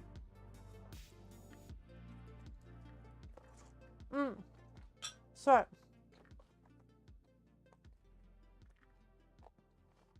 my chat, I'm just like, this has never happened before. Where I've had like so much time before stream even ends. Like, what do I do? Oh, you haven't gone home since your dog died. Oh, painful memories. How are you going? How are you feeling now, Leo? In relation to that.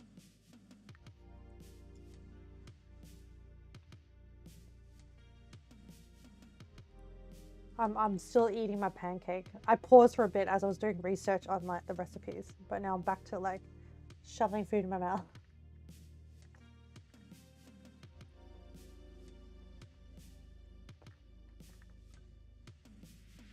You still feel sad about it when it pops up in your head, especially when you see dog videos. I think it will still take some time, but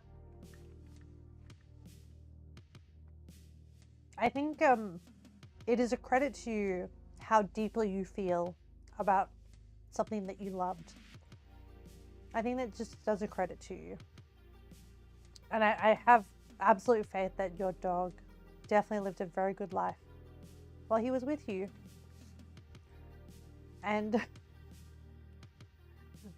as silly and as goofy and stuff they are, like, I think they would have enjoyed all the moments, the like quiet moments and like the chilling moments. But yeah,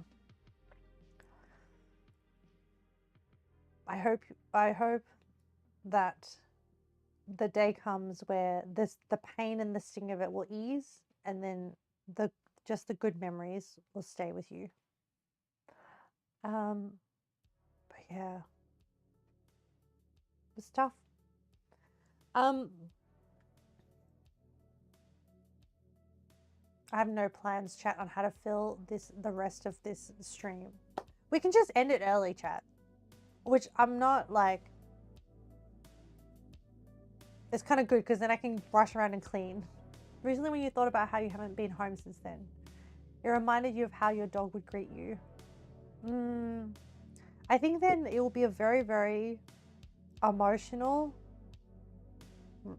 visit home, because that's probably like one of the first things that you remember when you go home, or what you associate home being like.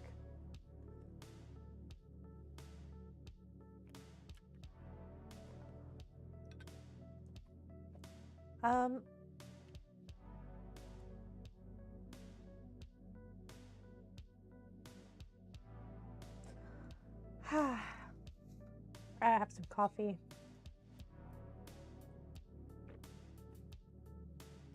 Go back to other topic. I don't have any other topics. Sorry. Other recipes. Oh yeah. But I'm not too fast. Like, I'm sure we'll come up with something before next Friday. I'm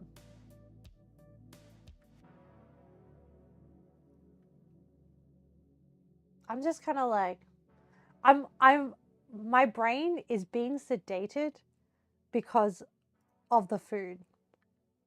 This is what I'm struggling with right now. And like, sometimes I'm pretty good at being inspired by on stream, and I do have some ideas, but then also sometimes I'm just like, oh wow, nothing's going on in the brain. Just completely empty. And like, I felt like I used up all my creativity on preparing for the wedding stuff.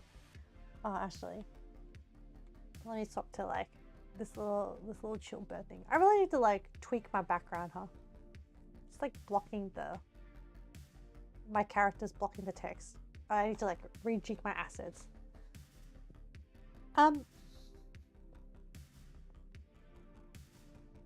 I think I would do terribly in like a just chatting stream. Especially like I'll just be sitting here, just be like, I would have to like think up topics.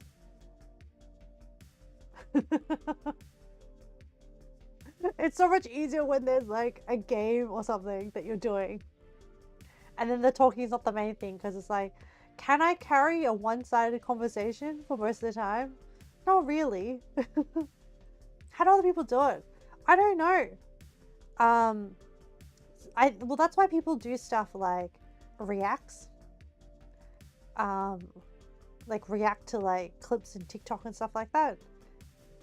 So then they focus on something. Some people have like, I've seen like VTubers do like, you know, anniversary just chatting streams where they just tell a story and stuff like that. I've done like recounting of stories, which is, I guess, just chatting, but then it's like kind of storytelling, where they might like recount like stories about their trip. I assume they take notes. How does one yap for hours? I don't know. And like the thing is, as soon as I'm not streaming, I'm like silent. And even sometimes on stream, I'm just like, well, chat, I'm out of like ideas.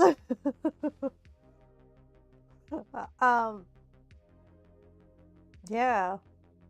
I mean, I'm not so bad with the awkwardness because like that feeling of like just being the only voice in the room actually talking, I'm okay with, because like that's what I had to do when I was like in corporate running meetings. And like occasionally people would like talk, but it's generally just you. I do better when there's like I have an agenda and I have like an idea of what I'm doing. I guess like I think in terms of talking stuff about like recent things that you're doing, which is why like I just, you know, like pharmacy and medical topics are really easy for me because like they're lived experiences and they've like been drilled into me as part of like my training.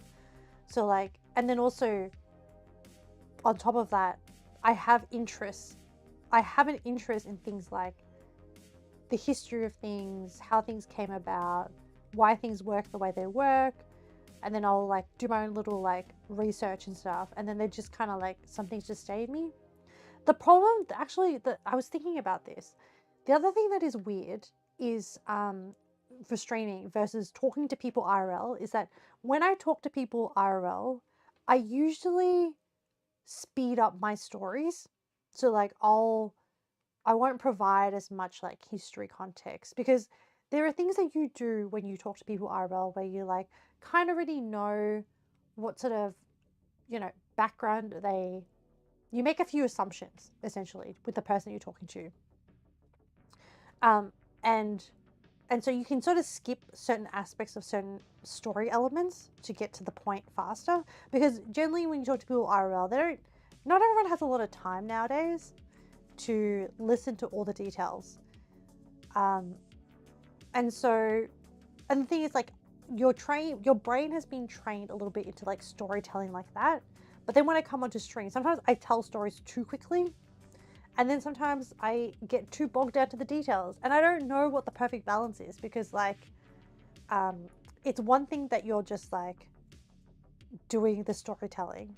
And then it's another thing to like keep a pace of yourself. Like know where you are in terms of like what you're saying and modulate that and for the audience. But then when you're talking about IRL, you can gauge like non-verbal things. Actually, I kind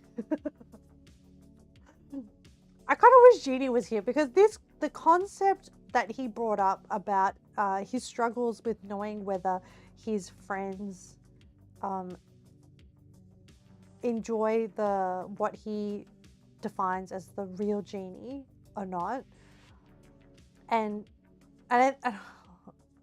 like it kind of I just enjoy the thought progression of it. It's not so much that it's like a gossip thing. It's just like I enjoy the thought progression of it happening to someone. And then also what you do versus what I would do really is impacted by what kind of priorities that you have in life. Like, I think for me, I've reached the point in my life with priorities. And the reason why I brought up Genie is because like, man, I really overanalyze a lot of stuff that I say. And I was like, oh, that's right. Genie also does that as well. And I was thinking like, in terms of like priorities in life, I am okay with being alone and just being my authentic self until the people who appreciate the authentic self eventually find me. And I can appreciate that like loneliness, and I'm very lucky in life to have met people along the way who appreciate my quirks and who want to be around me because of my quirks or enjoy my company.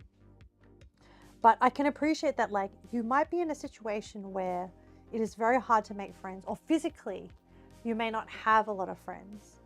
For example, like I'm imagining like a rural town, for example, or a smaller town where there's not as a wider mix of people, and maybe sometimes some people can have a very like narrow frame of view of the world. And so in order to continue to have in-person interactions, you might have to like curb and put away or like hide away some parts of your authentic self. But then the decision that you're making is that you're saying that I would rather the in-person socializations and compromise on presenting my authentic self. But I would probably flip it the other way, and I would just say, nah, if people, I think because I spent a long time masking my authentic self, that then I hit a point where I was like, no, I'm done. And I think when I hit that point, I'm just like, well, I'm okay with being alone. Like, I'm okay with like finding stuff to do. And like, I'm fortunate enough that my hobbies, do have hobbies that can be done alone, like reading, like crafting, like watching shows, um, and because I'm interested in like not just English shows, but like then it opens up all these like so much entertainment. And then being interested now, so I also was thinking about this, like I didn't really grow up with games because like financially we grew up not very rich.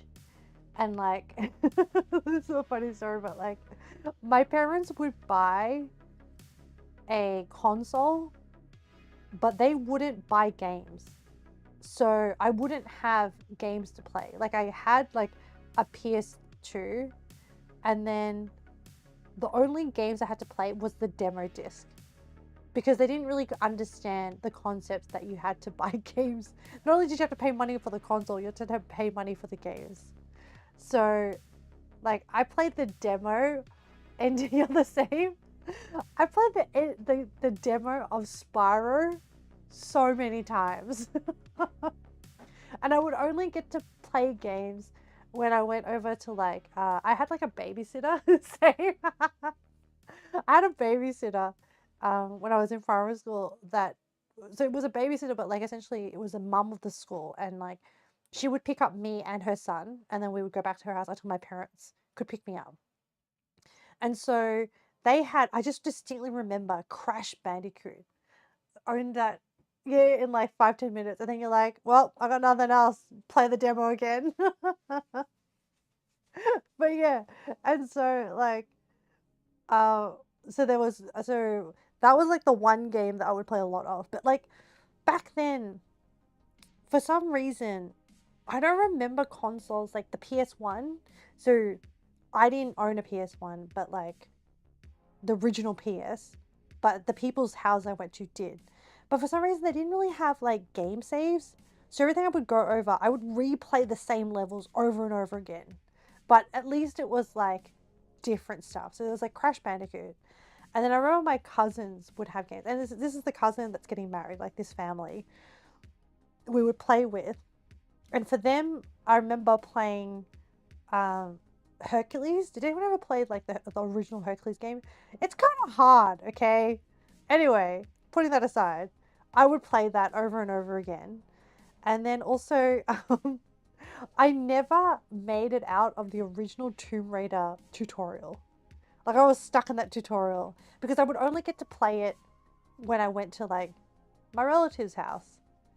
Um, Anyway, that's just the funny side story of my history with gaming. Didn't really have a lot until like high school, when there was a time period in high school as a teenager. Your same PS1, reach the tiger and finish. Yeah. And then you're like, oh. um, there was this time in high school where like we did eventually have a PC, but then I wouldn't have any games, but there was this time where cereal boxes used to put in CDs of games, and that's where I got Age of Empires. And when I got Age of Empires, I was like, "Oh my gosh, this is so fun!" It's like, I was like, "I'm playing a game," and like my naive brain didn't really understand like all the different mechanics, but I just had fun. And then my cousin gave me like, there was this version. Oh no, it was no. It wasn't my cousin gave it to me. It was actually on a from a cereal disc. It was the Lion King 2 arcade games. And when I got Big Daddy, yeah, the cheat code. That was the only cheat that I remember. Man, when someone at high school told me about the cheat code, the nostalgia, yeah. So there was this disc with like Lion King 2 and it had arcades and I got so good. There was this mini game that was like shooting berries at these like animals that popped up and I like memorized the pattern. It was like insane. Like it was the only game I had. Do you know, my trajectory would be so different if I had like, you know, Mario or something, or like, or I had access to like Game Boys and like had, I think like the IPs that I would be into would be so different. But like I just never had it growing up. So like, I know some people like very, very nostalgic for that time period of like Yoshi's Island. But I was like, I just didn't grow up with it, so I don't have the same nostalgia. Like my nostalgia is Hercules, which is like not a no. I've never actually beaten the game. Actually, I've never beaten it. Because I just kept playing the same entry levels over and over again. But yeah, I just think like my trajectory would be so different. Like maybe I would actually be good at games if like I had access to those. Like this is also why I hate platformers, because I used to be one of those kids that would tilt the controller the way that the character was moving on the screen. And so it like luckily I don't do that anymore now with with Monster Hunter Wilds, but I used to do it for like racing games. Like Mario Kart stuff, like with the yeah. But you don't like, I'd be like, oh, like trying to hard turn something. Yeah. Anyway, it's what happens when like you don't have a good understanding of like, oh, this button means this. So there are some things that I'm like unlearning. I'm progressively developing my skills in my adult life. But yeah, the point is that there's just so many fun things to do that I'm okay with being like my authentic self and being a little bit weird and wacky and just waiting for like the people who appreciate me to come along. But I can understand that also there are like certain group activities where you might want to like, you know, if you had a D&D group, you want to keep going. In first person shooters, I remember my uncle trying to look around corners by physically moving his head. I would piss people off that I would play first person shooters with, because I'm really bad at using cover. So I would just charge into like different situations and not have any like peripheral understanding of like where enemy targets were around me. So I would just like be a sitting goose, sitting duck, or like be ready to be shot at. It was, yeah, it's not the best. Or meat shield, yes. Like I would just like walk straight around corners and deal with it, not like use cover. I have improved. There is actually also I think my my reflexes have gotten better, and I'm getting better at like moving forwards and backs and stuff. But I don't think I'll ever be at a level where I can play like Overwatch or Valorant or like any of those, like, or Marvel Rivals. I just don't think I have the bar to that skill level is so high and so far away that I don't even know if I can be bothered grinding to get to that level of skill. My skill level is like, I also remember like weirdly my uncle gave me like Diablo 2. And it was like, and I didn't back then I did not understand RPGs. Like I didn't understand. Like I would just get annoyed because I would just die very quickly. But then once someone explained to me the concept of staying alive and not standing in damage, I was like, oh, the like colored things are like damage, and like you have a health bar and an MP. Like these are things that you take for granted when you play games. You just kind of know. But these are not things that like you instinctively know. Like, yeah. Because I had the game for ages and then I just bugged people at school to be like, why can't I like do this thing? And then until I watched someone play it, I was like, oh. And this was like the age before having YouTube, okay? That's why like Diablo will always have like a soft spot in my heart. Or the Diablo franchise, in that style of games. Because that was like one of the first like, oh, I actually did finish Diablo 2. And since then I have also finished like 3 and 4. It's just, yeah, different. But yeah, you did well at school. Your mum got you Diablo 2. Computer couldn't run it. Story of your life with Monster Hunter. But ND, you're an adult now. You can choose. You still play Diablo? Not as in apart from like the main story, I don't play it once I finished it. But I did play Diablo 4. Is that the latest one? Diablo 4. Was that the latest one? Yeah, 2023 online action role playing. The story, I mean, honestly, after I finish the story, I cannot recount to you what the story is because it becomes very like, this person's the evil person. Now this person's possessed and you have to do things. But yes, I have played it actually. I have completed it, but I'm not a completionist, so I haven't like unlocked absolutely every single thing into it. It felt, you played Diablo 3 recently. I feel it's better than 4 in replayability. 4 felt like the first run. 4 felt really easy. Like it didn't actually feel like much of a challenge. I felt like from memory, and it's a bit hazy, but like Diablo 3 felt like it's a hard line to balance for game devs where it's like hard enough that like you want to retry and like fun enough that you want to keep playing versus it being too hard versus it being too easy. And I feel like Diablo 3 did it a bit better.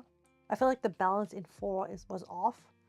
And then, which is like also completely different to like Monster Hunter Wilds, which I feel like I want to go back in and smash my face against the monster. So, like I probably played it just out of like, I played 4 out of like nostalgia, probably because like the franchise, but I wouldn't say I had like the best time with it. And so, but yeah, Monster Hunter's like, I don't know, they just have that gameplay loop down. But in saying that, I was trying to think like what other games would ignite my passion as much as Wilds does. And like there's not heaps like where I would like keep replaying it a lot. I do really enjoy Helldivers 2, the latest one that came out. And I was playing it like I did get addicted to it and I was playing it a lot because I found some builds that I really enjoyed playing that worked for me, which had like not huge like attack, but like good defense and like good enough attack. But I don't know why I dropped off playing it before the latest. The latest changes was that there was another faction came out, and I kind of dropped off playing it before that came out. So I'm keen to go back because the silliness and the fun of it does kind of echo the kind of like camaraderie that is in Wilds. It is a very, very fun game. And like also similar to Wilds, oh sorry, similar to Monster Hunter franchise, there's like stuff to unlock, like different armor, different weapons. So there is an incentive to keep playing and keep leveling up and getting experience and stuff. So, and once again, that's not one. Is that one really like a? Is that a first-person shooter? I can't even remember. Or is it a third-person shooter? Is Helldivers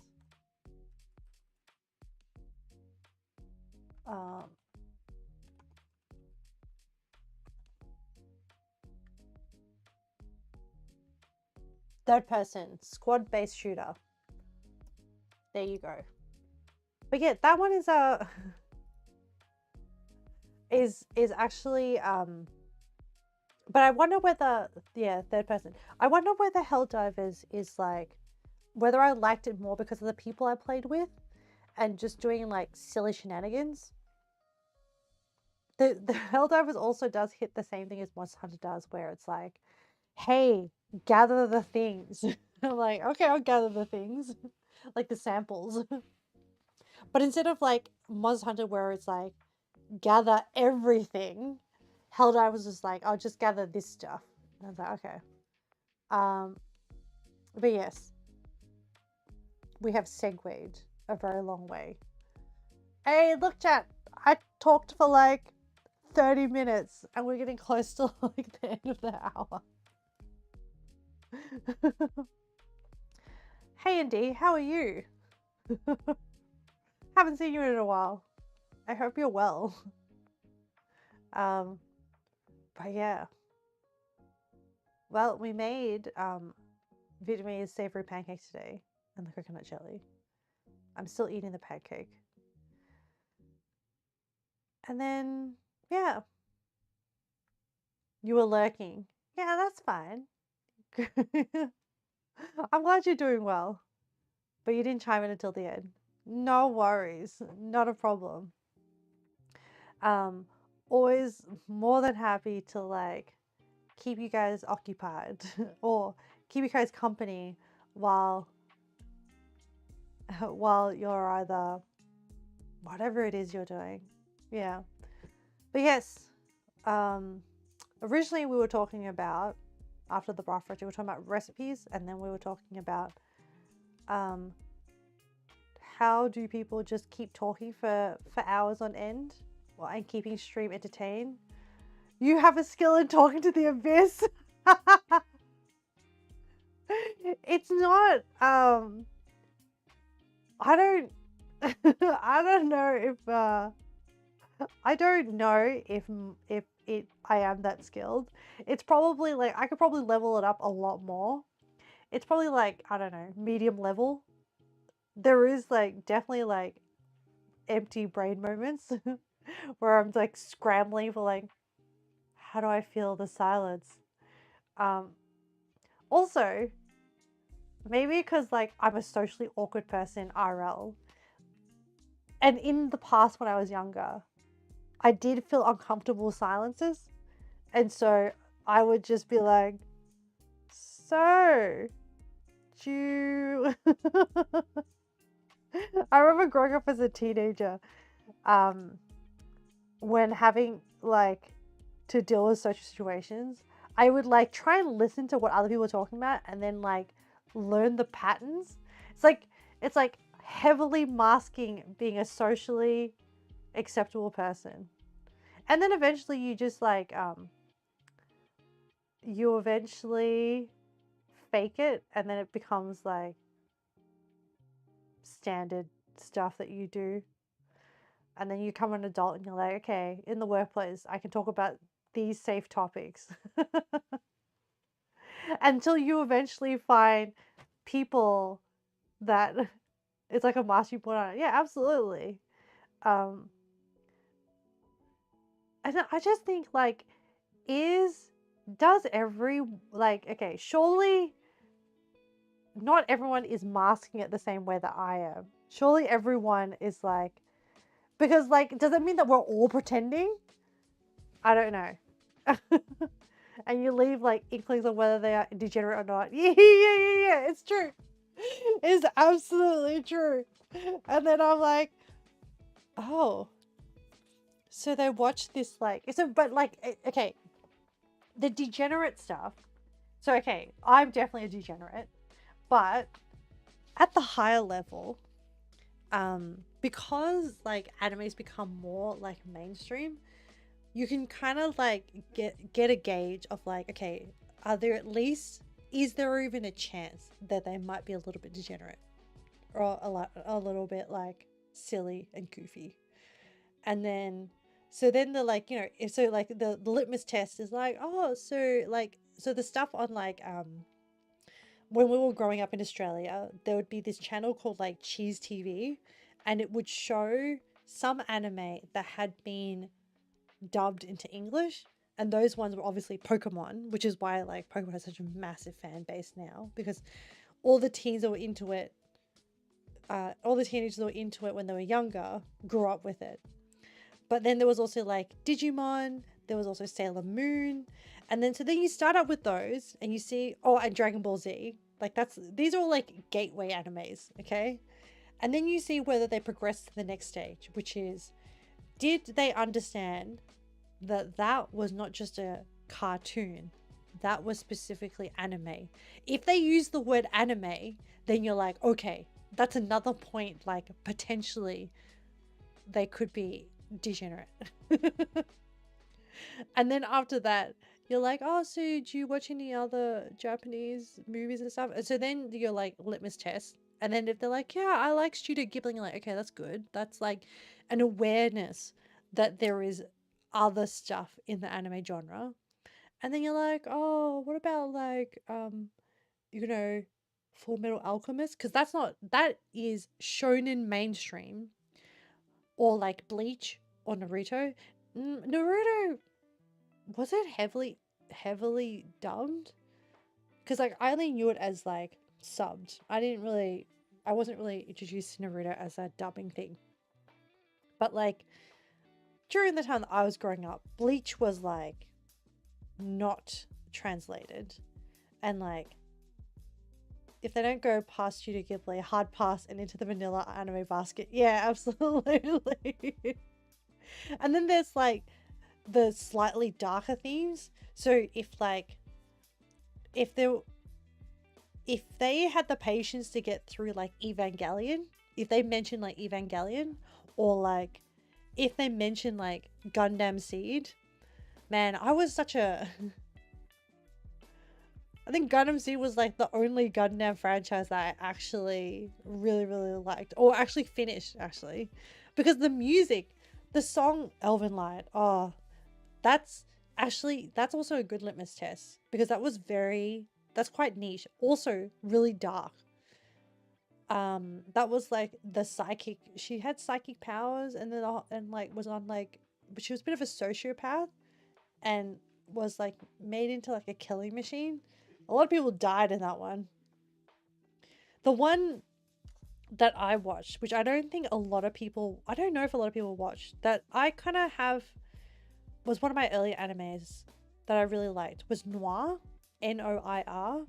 It's about these two female assassins, but most importantly, the soundtrack was done by Yuki Kajiura. So Yuki and then Kajiura. And she also did the music and the music for that Noir anime was so good. She does these like really haunting soundtracks, with like a lot of like vocals, like operatic sort of vocals with a lot of layering involved. So she did the music for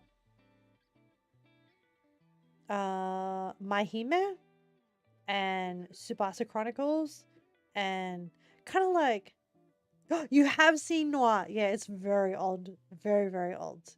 Not as old as like, if people are into the 80s anime, so like Ghost in the Shell, the anime. I actually have a manga of Ghost in the Shell. It's a very cool sci-fi premise that I really enjoyed. Um I have not watched Akira, but like if someone was like, "Yeah, I'm really into Akira," I'd be like, "Whoa, you're more of an anime purist, not a degen, but probably like someone that's into fine cinema, you know, like someone who's into literature. That's kind of like the like 80s anime. That kind of that's like the analogy there. But Akira scarred you. Watch Too Young. Yes, probably did. And it's very much in that like, is it like cyberpunk world? Is it a cyberpunk world?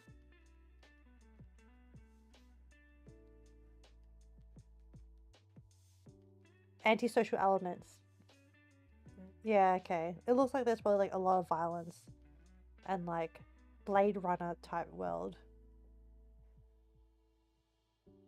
All you remember is him turning to an alien and killing. Wow. But yeah, and then there was like the wave of, ugh. Oh, it kind of sounds fascinating. I kind of want to watch it now. Um, he's a leader of a biker gang whose childhood friend acquires incredible telekinetic abilities after a motorcycle accident, eventually threatening an entire military complex and chaos and rebellion in the sprawling, futuristic metropolis of Neo Tokyo. Ooh, so a lot of like Blade Runner aspects and like cyberpunk world building.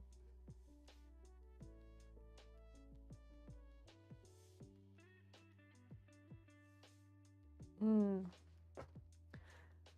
Um, but yeah, so like that's. I mean, if people bring out those as the stuff they watch, you're like, okay. And then there's like the other side, like the really degen side. So if they're like, oh yeah, I really liked Love Hina, and you're like, okay, interesting. That is a that and there was another anime at the time that was like 100% Ichigo, which was like my first introduction to ecchi. Damn, you got caught. Man, that's and then okay, so that's kind of like male acceptable. So like Love Hina and 100% Ichigo.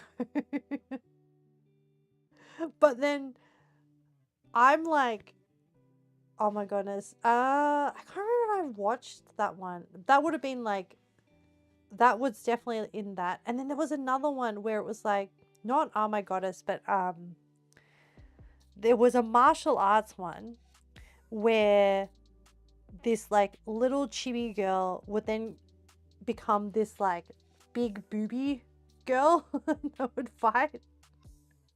I can't remember the title of it. So this other one would have been the same era as Love Hina as well. Um, there was also Onegai Sensei.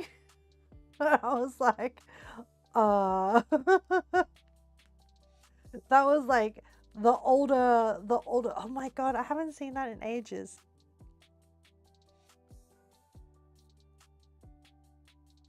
Was a sci-fi 2002 Onegai Sensei.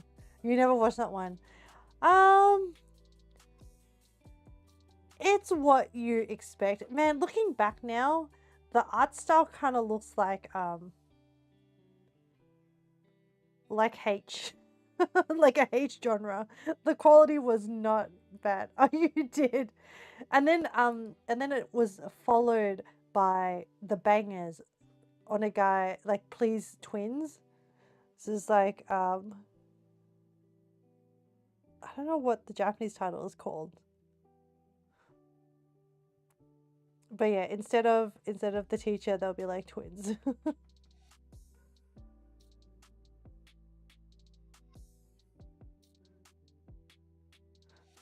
But yeah, with that red hair. Yeah, yeah, yeah, that particular shade of red hair. I just I'm trying to find now it's annoying me that there was this particular anime that was a fighting one. I think the girl had like purple hair. Anime girl. And she would like with purple hair fighting. Can I find it?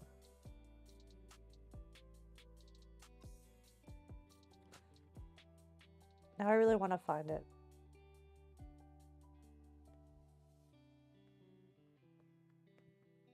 It's that art style that if I saw it, I would remember it.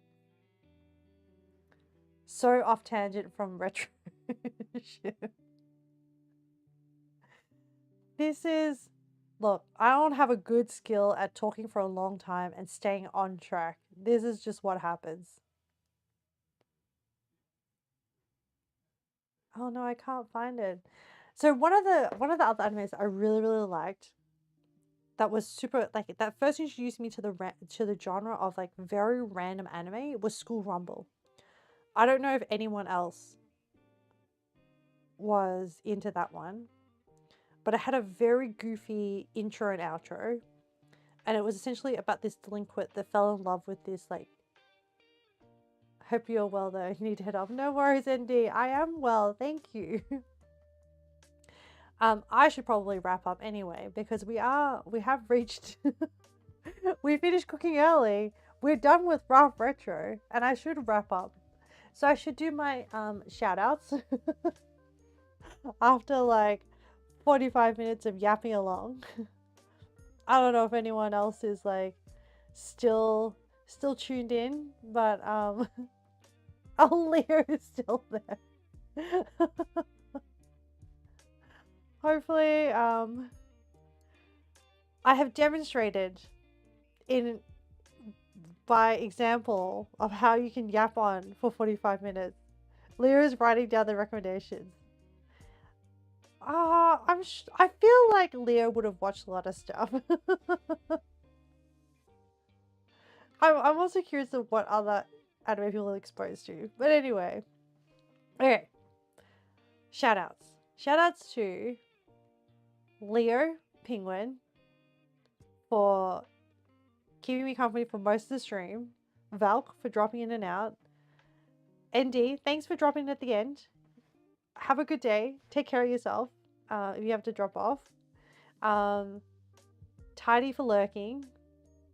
Ame for joining a little bit. And then I think that's everyone that was active in chat today. Yeah. But yes. 3 p.m.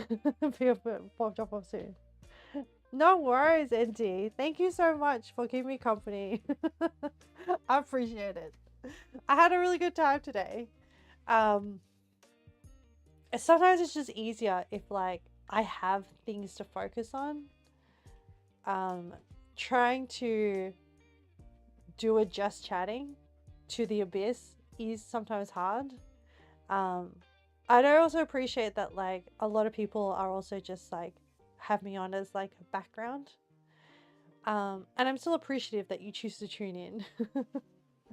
I'm just highlighting the mental struggles that it's just like the mental things that you're like, okay, I'll just keep going and see what happens. But yeah.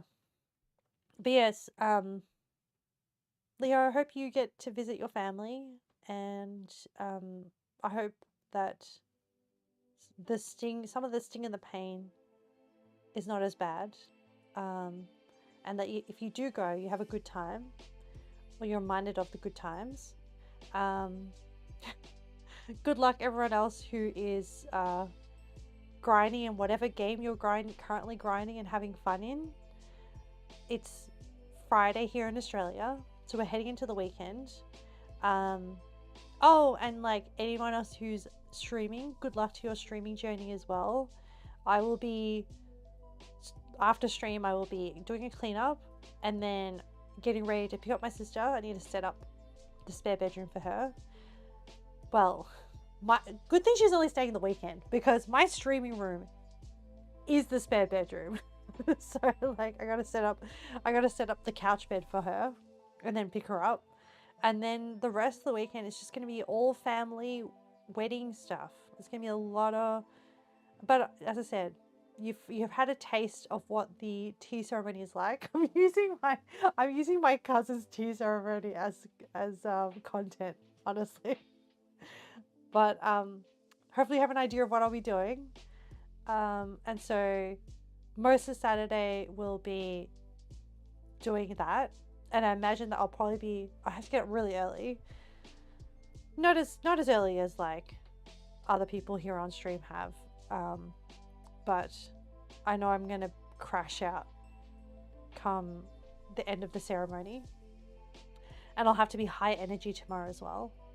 So hopefully just taking it easy today or the rest of the day, and then and then on Sunday is the actual Western ceremony, which I think was when they do the signing of the papers and stuff. So a lot of family stuff this weekend. I hope for them the weather is good. And yeah, so I hope you guys will also have a good weekend and eat something yummy. Spend time with your loved ones. I hope you stay well and you have good sleeps. And then I will see you on Monday for our 6-month anniversary stream. Which, like, okay, I think the last one was like very high energy, but you know, I'm gonna set myself the expectation that it's just gonna be cozy and chill. And the things I'm looking forward to for that stream is that I do really like doing the marble run. I know it's really silly, but I just like seeing the stupid little marbles race each other and just getting like, for a moment, just like invested. I wish I was a better commentator, like a sports commentator. And like, I wish I knew communicatively what to say with like that kind of energy. But I'm just more of I'm a better watcher. I'm just like, ooh, look at them go, look at them bounce. But yeah, but I'm looking forward to that. I'm a little bit nervous about what is going to get drawn. Hopefully it's like not too hard. But I think either way, we'll have a fun time just mucking about in Minecraft. And it's good to do something like out of the ordinary for me, which is like not just building the castle. And if we finish the thing early, then we can just go back to building the castle. There's a lot to do. But yes, that is today's stream. I hope you enjoyed it. I had fun. And I felt very accomplished having successfully made these Vietnamese pancakes and the jelly. And yeah, I hope everyone takes care, and I will see you next time. Bye everyone. Bye.